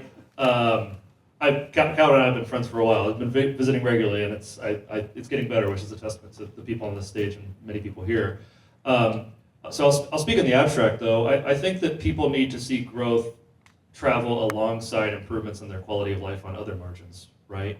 I think I was talking to a planner in Northern Virginia, and they got I won't say the city, but they got something like a 2,000 unit master plan community through. And I was talking to them, I was like, how did, this is a very wealthy NIMBY area that had not built anything for the past 50 or so years. And I was talking to them about it, how did you get buy-in for this? Like, well, we're getting a brand new library and a new park. And we were gonna, like our previous library had been condemned, and it was the #1 quality of life issue for people in our community. So of course you don't necessarily always need to have some sort of negotiated stuff for a project of that scale. That's unavoidable, and so great. Like you got a public amenity. There's going to be some cost on neighbors, but there's a clear offset. I think showing people, hey, new housing development happened, yes, there was maybe more traffic or more demand for on-street parking, but we're investing that revenue into replanting the street trees. We're investing that revenue into redoing the sidewalks, right? I think if people see, and to my mind, the jurisdictions that have the most stable sort of pro-growth local cultures are the places where local governments have done a very effective job at new investment happens, new revenue is generated, that immediately goes into public benefits that improves everybody's quality of life. So even if you're not, I think most people here are probably here because you're at least some level bought in of, hey, we need to end this housing shortage, if only to help other people. But for the lowest common denominator person of like, okay, I've noticed that in the neighborhoods where new apartments or new townhouses are being built, like improvements are happening and there's new parks and new public facilities, or the library's open an hour later. That stuff I think can move the needle. I'll ask one more question before we open it up to the crowd here. What can the folks here do to help this mission on a small individual basis, or hopefully you'll all join the AHM newsletter as well, but what can we all do to help this mission? I joined the Abundant Housing Michigan newsletter, and do you guys have a membership program? No, but we can. Well, maybe we'll find a way to get more support. Follow them on social media, buy my book, buy 2-3 copies of my book. No, I think, find your local YIMBY groups, get involved, right? Again, small numbers of people who get active in a sustained and meaningful way can have a huge impact. Find your local YIMBY group, get plugged into Abundant Housing Michigan. When they send you an email saying, hey, we need calls, we need emails, we need district office visits, do that, right? Having been did this, but for California, I would always tell my staff, we work for the movement. Like, we work for the people who will make the phone calls and make the emails. So, just get engaged, right? Be a regular and sustaining part of your local YIMBY group. Go to the public hearings. Have the courage to be the one person in a room of 100 NIMBYs who goes up to the mic and said, actually, I don't know, I think maybe like these 10 townhouses aren't the worst thing in the world. It's powerful stuff. I think there was a news story about a month or two ago. There was a planning meeting in, I think, Massachusetts, and there was this guy with a thick Southie Boston accent, and he's like, so we're all here because we don't want house. Are we kind of just being pricks? That was that one guy, and he got a New York Times article about it. So you could be that one guy. Don't do the bad Southie Boston accent like I just did, but like that is, even in a hostile area, being the clarion voice can be can get through the noise. But also the mass that you can create, because you are getting larger by the day, is impactful. When we had our final hearing for single stair in the Senate, we got it past the House, we had to get it through the Senate. I think it was Abundant Housing Michigan that sent out a mass action request to send a letter of support to the committee, and they prattled it off one by one of different individuals. We had about 50 some odd folks, not organizations, individuals saying, I want this passed. And that's different enough because usually when the committee clerk reads off the supporting cards, it's all the organizations. And it becomes I'll tell you, when they're listing them off, you've stopped paying attention because you also had to list yourself on the dais. But when you start to hear regular people are actually taking an interest in this does start to go to the front of your mind. And when you're flooding the inboxes, your staffers are telling you, yeah, we need a response to this because we're getting a lot of them. And I think that is something where certainly your voice has a lot of power. Whether it's a planning meeting, whether it's a committee hearing, whether it's the district inbox, whether it's the coffee hour, keep at it. And also make sure folks know that like you could be brave on this and you're not going to take a wash is really, really important. And so yeah, just keep being present, being visible, being vocal. Yeah, I was surprised. I could actually just schedule a meeting with my state rep. All right, it's on Monday. I'll show up. I didn't realize that as We're very accessible. Some of us don't have lives. Well, and if 5 people call you, you think the sky is falling, so easily, no, not you. I would just say, in addition to what they said, I think there's it's a hard line to walk often, and I have to navigate it, because like I said, I got called to the principal's office. I also have members who will ask, why are you spending so much time on this? What's the benefit of the business community? And I work for the members, and so making sure that we stay curious to listen to people's fears, because oftentimes they're real. And if you're here tonight, and I'm throwing myself in there with you, you're a little wonky, and you're probably really passionate, but we got to understand we don't know everything. We need to listen to other people who are also have experts in certain ways and figure out where we agree on 70, 80% and go for it. But I really liked the bringing other stakeholders, and I think you've done a great job with that, Representative. But that's something that's powerful. I think when we started Housing Michigan, which is now defunct because MML, our municipal league and us are now at war again. But we had a group that had the builders and the municipal league, and we got a lot of cool things done before this. Now we have Abundant Housing, which has kind of picked up that torch. There's ways to get engaged now that are really exciting. So stay engaged, but also don't be the person shouting at the public meeting. Be the person calmly talking about facts and the benefits to everyone, because that's usually way more powerful. Just shout out Strong Towns Grand Rapids, our partner co-host today. Definitely check them out online. We have a Discord channel and plenty of other ways to get involved. They deal a lot with the local community, local battles here. And then, of course, please sign up for the Abundant Housing Michigan Substack newsletter. It's how we get the word out about anything that's going on and how to plug in and get a real impact on what's going on in Lansing. With that, I'll open the floor for questions. But first, let's give a round of applause for our panelists. Just raise your hand. I'll bring the mic to you. Anybody have any questions?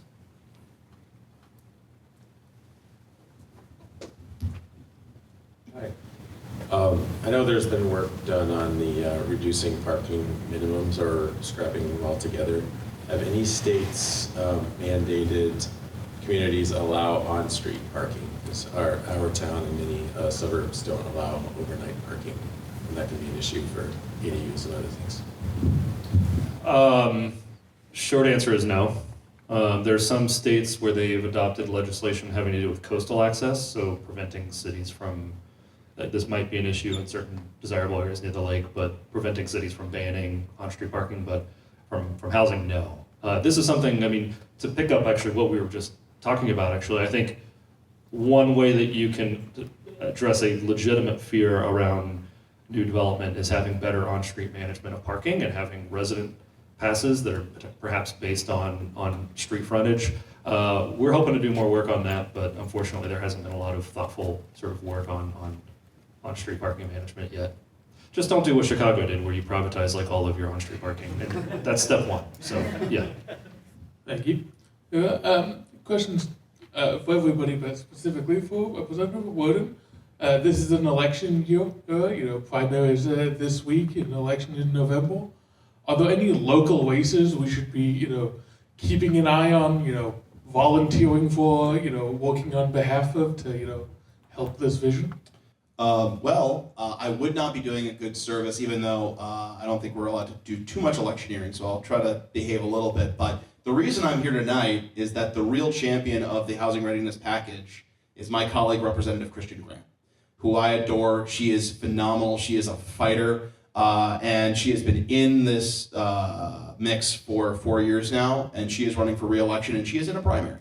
I am wholeheartedly supporting her. She is doing an amazing job representing the city of Grand Rapids. I tend to see myself as the Robin to her Batman. And I think she would do well Grand Rapids would do well to send her back for another 2 years. We just had a bill signing for a number of, or a ceremonial bill signing for a number of housing, pieces of housing legislation, including single stair in her district. And that was because she was one of the bill holders for our new state housing opportunity tax credit program, which anyone in the room who knows the low-income housing tax credit program at the federal level, that's been phenomenally successful. It was a program set up by Tip O'Neill and Ronald Reagan. Again, another time that Democrats and Republicans came together to find something to succeed. We created a state-based version. She has one of the bills to create that state version, and was signed into law by the governor just down the street, about a mile or two away. And just shows how successful she's been. So locally, next week, that would be the race number one. We have a number of city commission races. Candidly, there's only one, since my district only overlaps with one ward, I've really only been paying attention to that one in particular. The incumbent, Lisa Knight, is running. Lisa's done, I think, a very good job representing that ward, including helping supports a number of the housing reforms that the city has taken over the last few years, but also one of the things that I'll actually pivot to right now, what little I have done my research on the candidates themselves, this is one of the first elections we've had in the city where most of the candidates I would prescribe as a YIMBY on the YIMBY side of the spectrum than on the NIMBY side of the spectrum. I think a lot of them are starting to see the fact that regulatory reform and the need to build more housing is crucial. And I think that speaks to the successes we've made here in Grand Rapids. That many of the reforms that are in the housing readiness package or that Nolan brought up, we haven't done all of them here in the city, but we've done most of them. And really speaks to the great work that's been done here locally. And then on top of that, just making sure that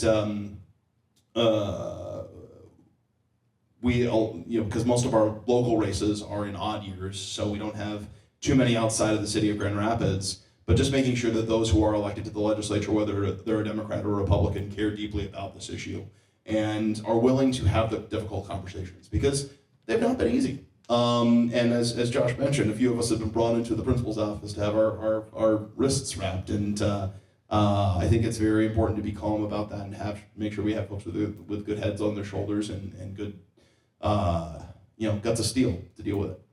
I'm just curious if any of you know of any examples throughout the country of like incentives for homeowners to have ADUs or build ADUs, and if any cities are like, yes, we give money or whatever. Yeah, so there's an indirect expenditure in California. If you build an ADU, that does not trigger a property reassessment. So that's really important for California, and for reasons I won't go into, but that's pretty useful everywhere, right? Like your tax bill is not going to increase if you build an ADU. Another crucial thing in California, and I'm two California examples because I think it's been the most outstanding success on ADUs. They had a soft cost grant program.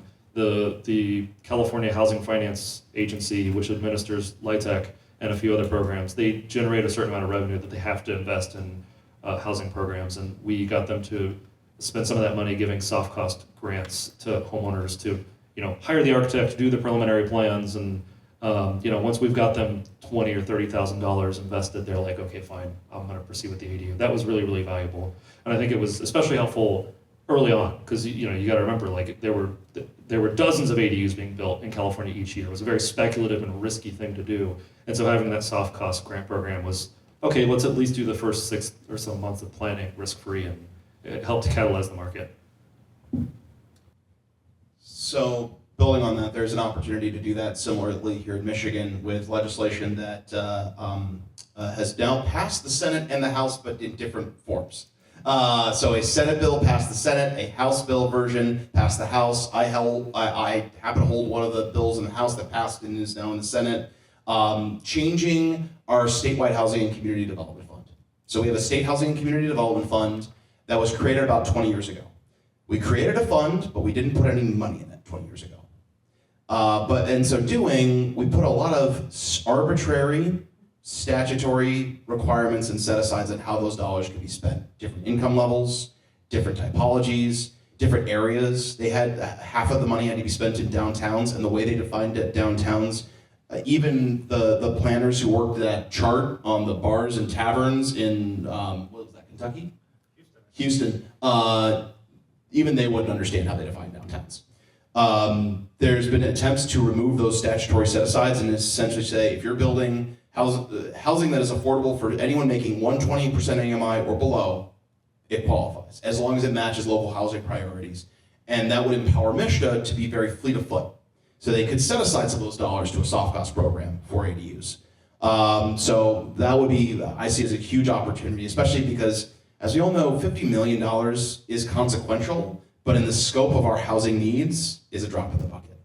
Which means we have to be very effective in how we use those dollars and making sure they're last dollars, they're the final dollars you need to make something work, or they're being used to help bring a new kind of housing model into the market like ADUs. So that would be something I would lean into, is how we can help remove those statutory restrictions so we can finally get those dollars out the door. Because the consequence right now, because we finally started putting money into it a few years ago, is those dollars have been unsuccessful getting out into communities because of the statutory set-asides. The only thing I'll add, which is more of a joke, is one of the things proposed. So if you want to talk about ADUs, you should call our mayor.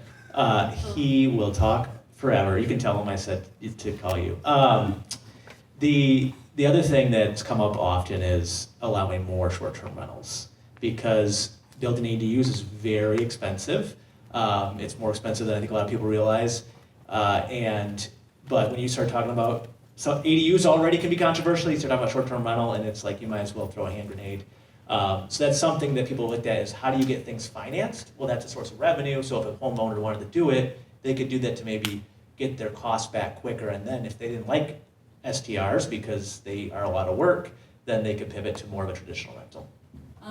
Picking up on the short-term rentals, have any states in their ADU bills included language going either way about short-term rentals? So in most states, I think they've tried to keep these two issues separate. So most states will either, in general, a state will either say we're allowing short-term rentals pursuant to a statewide framework. In California, it's total local control over whether or not cities allow short-term rentals. In terms of how often ADUs are used for short-term rentals, again, in California, many local jurisdictions just ban them outright, but many of them don't. And it was, I think we found that something like around 8% or 10% of ADUs were used for short-term rentals. That said, it's hard to quantify, but I think anecdotally we hear about this a lot. A homeowner builds an ADU thinking they stay in an ADU when they go to Disney World. They're like, wow, I paid this person $500 a night to stay in this ADU. Babe, let's go build an ADU. What's 500 times 30 times 12? They build an ADU thinking it's going to be a short-term rental. It's not. They realize being a full-time hotelier actually kind of sucks, and then they lease it out to a long-term tenant. So we often find this in our partners. Now we have an ADU industry, which is an amazing thing to say in and of itself. They would say anecdotally extremely common that somebody builds an ADU thinking it's going to be a short-term rental, and then it's not. And I think it's important to keep those two things separately. I mean, short-term rentals, I tend to be favorable to allowing short-term rentals. I think you have to have a separate set of regulations for problem short-term rentals. But any rental, any housing unit could be a problem short-term rental, and I think we should just keep them separate entirely. As someone who has his own state House race in a district whose township governments have probably all signed on to oppose the housing reform packages. We know that local governments don't just sit passively by when the state tries to reform things. So how do we keep ensuring that our local governments are complying with not just the requirements, but the spirit of what we're trying to do in terms of opening up more housing and making housing more affordable? First, Zach, it's good to see you, and I know I owe you an email response. I'll talk to you afterwards. I think one of the key things is this is also one of the reasons why we've seen more successes with states that have set statewide parameters that are explicit and objective, because it's much harder to get around them. There are some states that have done sometimes what's called the builder's cure rule, or they run it through their civil rights laws, which also are very valid, and frankly something I'm interested in also pursuing as a secondary track. But those are much easier for them to follow the letter but not the spirit, and also able to challenge in court rather than just adopt.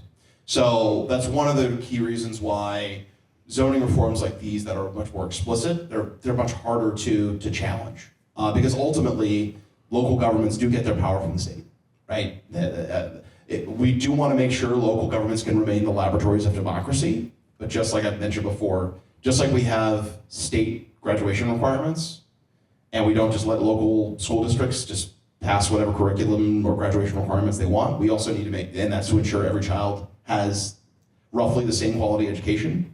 We also want to make sure every resident has roughly the same access to housing. So I think when it comes to traversing that politically, one thing I always reminded myself, whether I was a county commissioner, because county government is, while it's not higher up than city government, it often overlaps in that two-tier structure.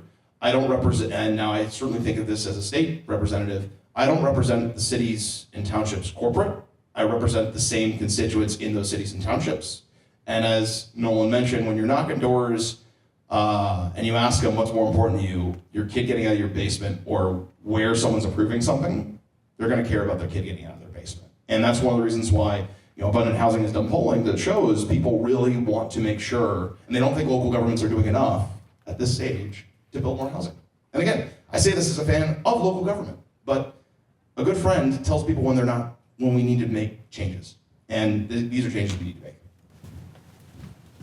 Yeah, and I'll add, I think, to just continue on the ADU thing, I talked about the reform happening in 2017. There have been about a dozen ADU cleanup, or I like to call them tune-up bills, that have been passed since then. This is an iterative process. We need to keep people like the representative busy. You're never gonna pass a bill that solves everything. You're gonna have to iterate over it. That's totally okay. It's a normal part of the policymaking process. And in fact, if you're not doing cleanup on your bills, there's probably something wrong. When California initially passed statewide duplex legislation, sometimes these can be quite funny. We had a jurisdiction that said, oh, okay, protected habitat is exempted from this law. We are designating the entire suburb as a mountain lion reserve. Now, my proposal here was to say, that's fine, you can keep that, but we will be releasing mountain lions into the community. That didn't take me up on that idea. But so we had to go back and clean it up, and that's okay. And another thing I would just say too is, we've talked a lot about making cities do things. A lot of the state level reforms that we passed in California that I've worked on with folks in other states were scaling up good things that cities had done, right? So, we had a few cities that were adopting pre-approved plan programs, and they were great, and they were popular. They were, hey, the house is going to, the duplex, the cottage court, or the townhouses, they're going to look like this. We did a bunch of design charrettes. We talked to a bunch of people. Everybody's comfortable with it. It was a popular program, right? I think something we need to be doing better in this policy space, and we had a bill on this year to designate cities that were actually achieving an affordability outcome or a permitting outcome and say, hey, we're going to give you first priority for a bunch of discretionary state funds. We already do that for cities that adopt certain programs, but I wanted to see it as an outcome-oriented program to say, hey, look, if you're either already affordable or you are unaffordable, but you're issuing permits consistent with what we would think, there's actually a market to build, then we're going to put you first in line for discretionary funds. I think that's another way to reframe this and say, we're not just punishing, we're trying to reward good jurisdictions and scale best practices. But just following up with the zoning, we've talked about the skeptics of housing reform are very defensive about even relaxing some of the current zoning standards in place, but you pointed out that zoning laws are even not even 100 years old. So can you comment about how were we achieving these positive results in the early 20th century? Maybe even if anyone has specific mentions about Grand Rapids and its development and growth in that time before zoning laws. Well, that's like a dissertation level question. Luckily, okay. How much time do we have? Yeah, so you raised this. I'm actually so Yimbitown is going to be this November in North Carolina. That's the national gathering of Yimbys. So if this discussion has not scared you too terribly, you should go and get like 20 versions of it in November. But so I'm giving a talk on Euclid v. Ambler at 100. So the decision that rendered zoning constitutional was decided in 1926.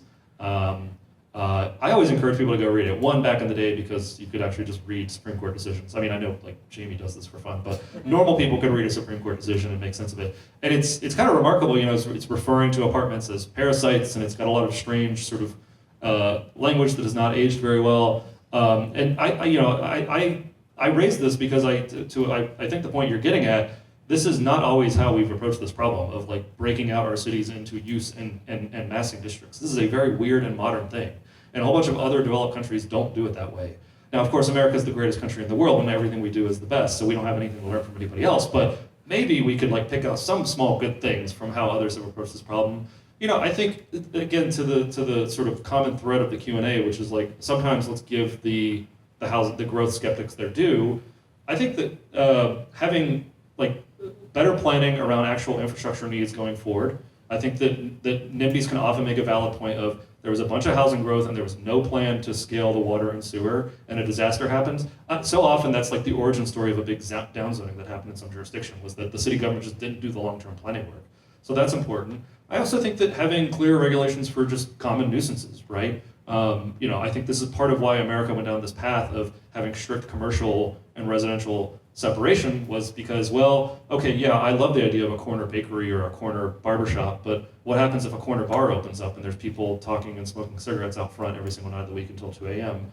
I think if you have local ordinances that better address specific externalities that give people the confidence that, hey, if we have a mixed use, mixed income neighborhood, but it's not going to dramatically lower my quality of life in any way, I think that opposition to growth gets a little bit weaker.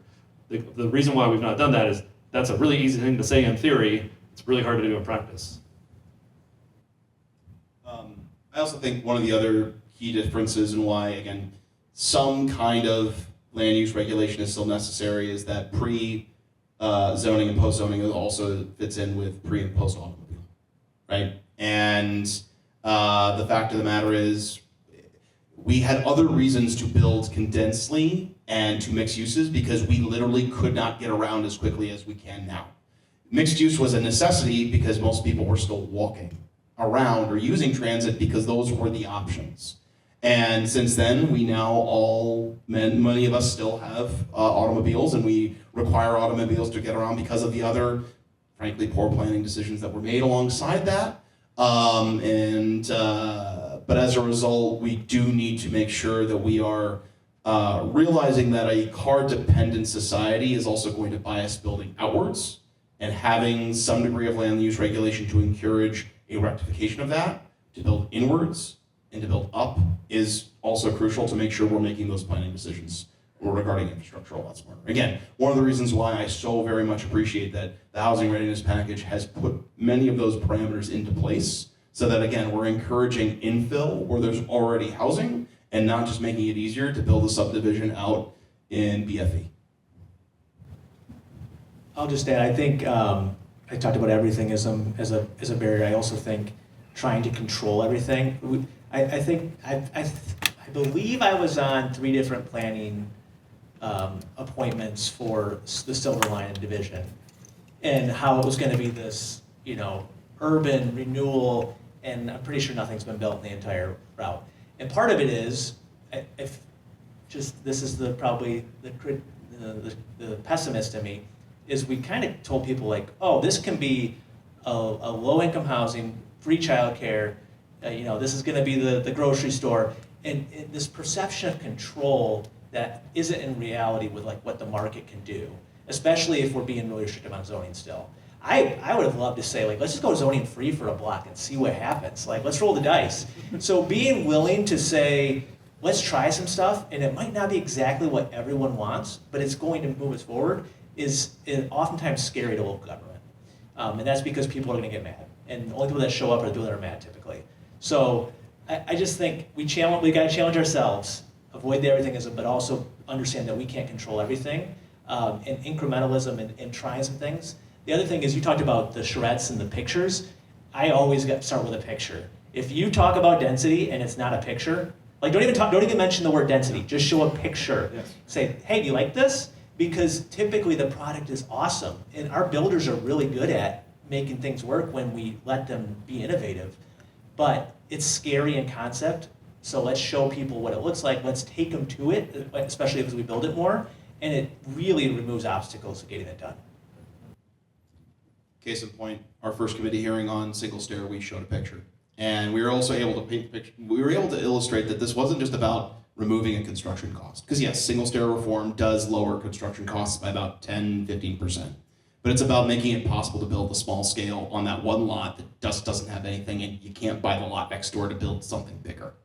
And because we had that picture, we were able to illustrate that to committee members and to legislators, where they were able to see that this is not just about nickel and diming development. This is about making a certain kind of development possible that's currently not possible, which I also think helped us get out of the frame of, you're just trying to help the builders make a buck. We have about 4 or 5 minutes left.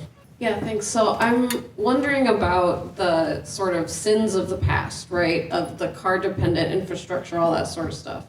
And we have a lot of places in the city that are just seas of parking lot right now. And I think a lot of those, the zoning might support building the type of infill development residential development that you're all talking about, the beautiful picture that we have, but it's not happening. So how do we, like, I don't know if incentivize is the right word, but how do we move from it's allowed to it happens? I think ultimately that the incrementalism is important there, and also to see where we've come from. So like 10 years ago, the fact that we would even get to 10,000 residents in downtown was seen as laughable. It was something that like the folks that were in charge of our DDA were talking about, and everyone was like, okay, yeah, sounds cute. We might get a grocery store, cool. And now we do. Now, does that mean all our problems are fixed? Absolutely not. But I think that does show that incrementalism does work over time, and even if you don't notice it, you just need to look back and start to see what's happened. I also think that there are certainly other things that we can do to start changing the other market dynamics. One of the things that my staff, I'm glad they're not here because they're gonna want to reach for the mic when I bring this up, but one of the things that I definitely want us to tackle long term, it's gonna be, we thought zoning reform is gonna take forever, let's talk about property taxes. One of the things that I'm very interested in looking at is land value tax reform and changing how we assess our property values. There's a reason why Milton Friedman and Thomas Piketty, one of the most far right and far left leaning economists, both agree that land value taxation is a good way of doing things because it incentivizes building and de-incentivizes passive use. And so certainly something I'm interested in. Also, I think takes into account the times when the market does demand there to be parking because you have people who are coming in for a hub use, whether that's a hospital or an amphitheater or a major employer or a university, where you're just not gonna have every one of your employees living down the street. You are gonna have some people who are gonna wanna live outwards and come in because they have a unique skill set and they have a unique demand. So I think, yeah, look at the past, see how far we've come. The fact that this building exists, the fact that the Flatiron building exists in downtown Grand Rapids. When I was growing up, that was a surface level parking lot. I played capture the flag downtown and rolled my ankle in that parking lot. It's now a beautiful building. So I think looking at how far we've come in the last 10, 15 years and then looking at the other ways we can make these things happen is crucial. I was just going to add, building's hard, it's expensive. Especially, I mean, relative to other communities, you look at Detroit, Lansing, other places, and maybe we don't want to set our standard by some of their current outcomes, but we have very little, I think, just dead property sitting there. There's a few stubborn buildings, some are in historic districts, so we got to figure out how we maybe reinvent those with some of those costs.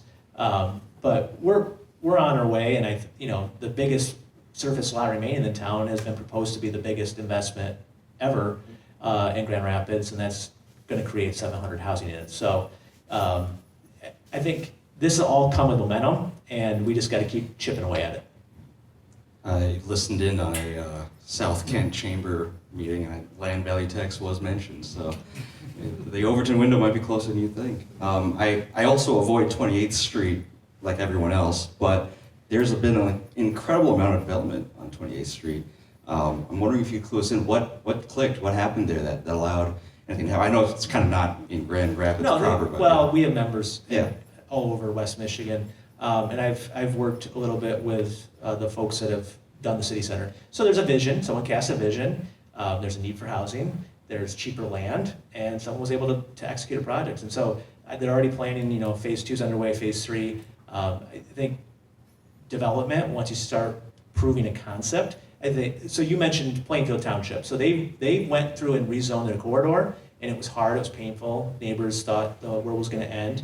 You can now build a 10-story building by right if you're doing housing, with certain things. And they sat there for 5 years. I'm like, okay, when's someone going to build something? And they got the first 2 projects going now, and people are starting to look there more. You have to prove to the investors who are putting their money at risk and the people that are going to give them loans that it's possible and that someone's going to actually rent that unit. And so I think, like Wyoming in that corridor, as it starts to move down, it's going to have its own momentum. So it's really cool to see the concept proven. Way to out the township I was praising. I didn't call them out by name, but this guy has to out them. It deserves some credit. They did do a really good job with their upzoning in Plainfield. But I also think that the lessons that we've learned in Wyoming, because again, there was a vision. They identified both publicly owned property that they could bring to the table and private property that could be brought to the table. They built up infrastructure. Believe it or not, we have a bridge that was a bridge to nowhere that is now a bridge to somewhere that got both county and state funds to help create. But then I also think that this, in many ways, is the proof of concept for other parts of the corridor improvement strategy. Because we, as mentioned, we have 28th Street, but we also have the Beltline, we have Plainfield, we have Alpine, and where just upzoning alone may not be enough, we're gonna have to have almost like a Marshall Plan on how we're going to rebuild those corridors to help tackle our housing crisis. And that's gonna require both state level changes, like I mentioned, with how MDOT plans for those corridors, but then also empowering local governments to be a more active partner with the private sector. We got, as a treat, we'll get one more question. Anybody have a question? Alrighty, I'm Andrew Strongtop. I'm going to put my bike helmet on because I'm going to talk about transportation and how it's all interlinked here. There we go. So for housing and transportation, if we build a bunch of housing, often we hear a lot of complaints about traffic and parking. How do we incentivize local governments to push for more alternative multimodal transportation while they're developing more housing? Yeah, so when I mentioned this in my talk, I was a city planner in Queens, and there was a mid-rise multifamily development. I was the planner assigned there, so the members of the public could take turns yelling at me. The lady came up afterwards and was like, hey, I'm not opposed to more housing, and I'm like, okay, here we go. But I commute into Manhattan every day on a bus that picks up on this block, and it's often so full that like the most maddening thing that can ever happen in a commute, a full bus passes me, right? If you've ever had it happen to you, it's absolutely infuriating. If you're gonna build more housing here, what's the plan to like get more bus service? And that's a totally valid grievance. And as the land use planner, because we're all siloed, I had no answer. The answer was, well, I hope Metro expands capacity. That sounds bad. I think one of the original, to get really high level, I think one of the original sins of American planning is that we keep land use regulation and development regulation completely siloed from transportation planning. And it's like, this is it, right? Like planning is land use and transportation. And to the extent that you have these two departments talking to each other more often, I regularly, you can go to talk to probably the typical transportation city or state agency has absolutely no idea what's going on from a development perspective in their city or state, and that's wild. That's like a department harmonization thing that is like we always talk about, if we could just get agencies talking more, we'll solve this problem. Usually probably not true. In this case, absolutely true, right? So I think that's an important piece of it. I've been a planner who I've been very inspired by, Alain Berteau. His approach to it is we need to sit down and have rather than fighting growth or rather than sort of treating it in sort of an ad hoc, one-off project by project way, let's sit down and try to think, okay, are we doing do trends suggest that there's going to be a lot of growth along this corridor? What's the transportation capacity? Is it there? What's it going to take to scale? What are the sources of funding and revenue? How are we going to, for example, I think a state that's doing a really amazing job with this is Utah. They've given their UTA, the Utah Transit Authority, something of that nature, a directive of, hey, you need to be financially self-sustaining by 2030. We're going to give you power to build on the land that you own and to acquire new land, and so you can start collecting land rents. We're going to have an earmark some new revenue that's generated by new developments going to go to you, and we expect to see the transportation capacity scale alongside new growth. I think we need to be doing way more work like that, but I think it takes excellent, thoughtful elected officials who are giving a clear mandate to their agencies that are entrepreneurial and that are data-driven and that are talking to each other. I think it's totally achievable. On that note, I think this is one of the biggest paradoxes when it comes to this discussion, because we keep the paradigm has been local control or new housing. Well, the problem isn't necessarily local control, is that we're not giving local governments power where they need it, and we're giving them too much power where it's causing a problem. In Michigan especially, because again, we give our power down to local governments, we severely limit the kind of revenues that local governments can collect. I'm not just saying local governments need new revenue all the time, but there are different behaviors that are created by the revenue you're able to collect. And for instance, the idea of a transit authority being able to collect land rents, that's not possible under current state law. So that's one of those areas where, again, we almost need to turn the dials in a different way, where we empower local governments in one way and set guardrails in another, and show them and create, raise the standard where we're saying, yeah, we want you to help us meet these needs, but these are the tools in the toolbox that are going to get us there, not this pugilistic back and forth that we're currently in. So I think certainly improving the siloing, and then on top of that, empowering local governments in different ways. Unlike my tax and spend big government friend here, I think to oversimplify, the answer is, can we do the infill and density that we want? If we have more people living along corridors and in our downtown, there's going to be more demand, and it's going to be a smarter investment. I also really want to avoid the zero-sum game between cars and bikes and walking. I love walking and I love biking. My bike got stolen, still bitter about it. But I also like to, or often have to, drive a vehicle. Can we find a way to balance it and to make sure we've got, I like to be greedy. I want all the nice things. I want to have a nice way to walk. I want to have a nice way to drive. And yeah, it's always a constant balance. I think Grand Rapids is doing fairly well in some areas. In other areas, are a little more dicey. But again, it's like, if we focus on having the people living here that are out and about, and we can provide a good experience if they get on a dash bus or something like that, more people are going to choose it, and there's going to be more demand, and we'll go. But I think it's very incremental, and there's not an easy button.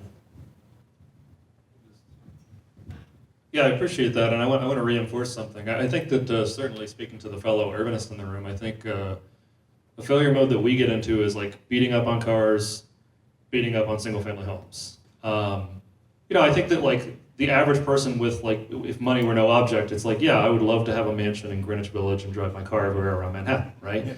But so like, we live in a world where we all have to make trade-offs, but that's like second and third order thinking, and most people aren't going to get there. And so if you're beating up on this thing that's like everybody's ideal in a post-scarcity world, then you're just not going to win them over.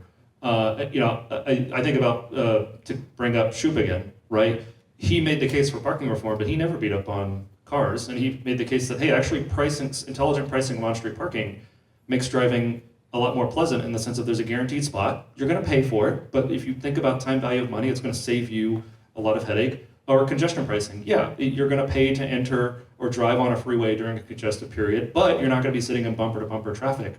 And I think it disarmed a lot of people who were otherwise would have been opponents of these policies, and it completely changed the discourse in an area where people had previously been proposing those sorts of policies from a we don't like cars perspective. And again, as if I need to say, it's like, yeah, I walk to work and ride my bike to work, and I love that. I think the other thing I'll say too, in terms of in getting to the single family piece, I think the really important thing to stress here is choice. If you want a single family home in most US metro areas and you're willing to drive long enough, it's available. But what's not available to most people at most price points is a duplex or a townhouse or a 2 or 3 bedroom condo in a walkable neighborhood, right? And there are many people who want that. We know that from surveys. You forget about surveys. The price data indicates this, right? You go and you look at some of the new urbanist developments that have slipped through all the regulatory hurdles and somehow, against all odds, got built. And they're always the most expensive, like, subdivisions in their metro areas, right? People desperately, desperately want this. Not everybody wants it, and that's okay. That's cool, right? But so to me, that's, I think, the effective framing is we're just providing more housing options. We're providing more choice in cases where it makes sense, and we're providing more choice and more options in terms of how to get around. Same thing with bikes, right? I've always done, because I haven't suffered enough brain damage from doing housing and zoning reform. I also try to advocate for bicycle infrastructure occasionally, and I always open by, well, doesn't it annoy you when the bicyclist is riding in the travel lane, in the vehicle lane? Like that sucks for the bicyclist too. What if we built a protected lane and everybody had their own space? And they're like, oh, yeah, it would make my commute a little bit. Okay, maybe I hate the spandex guy who cut me off the other day, but yeah, maybe it would have been nice if he was in his own protected lane or on a safe path. So I think these things are not always win-win, but to the extent that we can sort of move in that direction, I think we just strengthen our negotiating position. Well, folks, let's give a thank you to our. You're so gracious to continue the conversation today anyway. But for the time being, thank you guys for coming. Thank you guys for being part of the conversation. Like I've requested, please sign up for Strongtown's, Grand Rapids' communications, as well as Abundant Housing Michigan. We are here to help us all kind of fight this battle that's going on in Lansing and across the state to solve this crisis, build more housing. So thank you guys for coming out.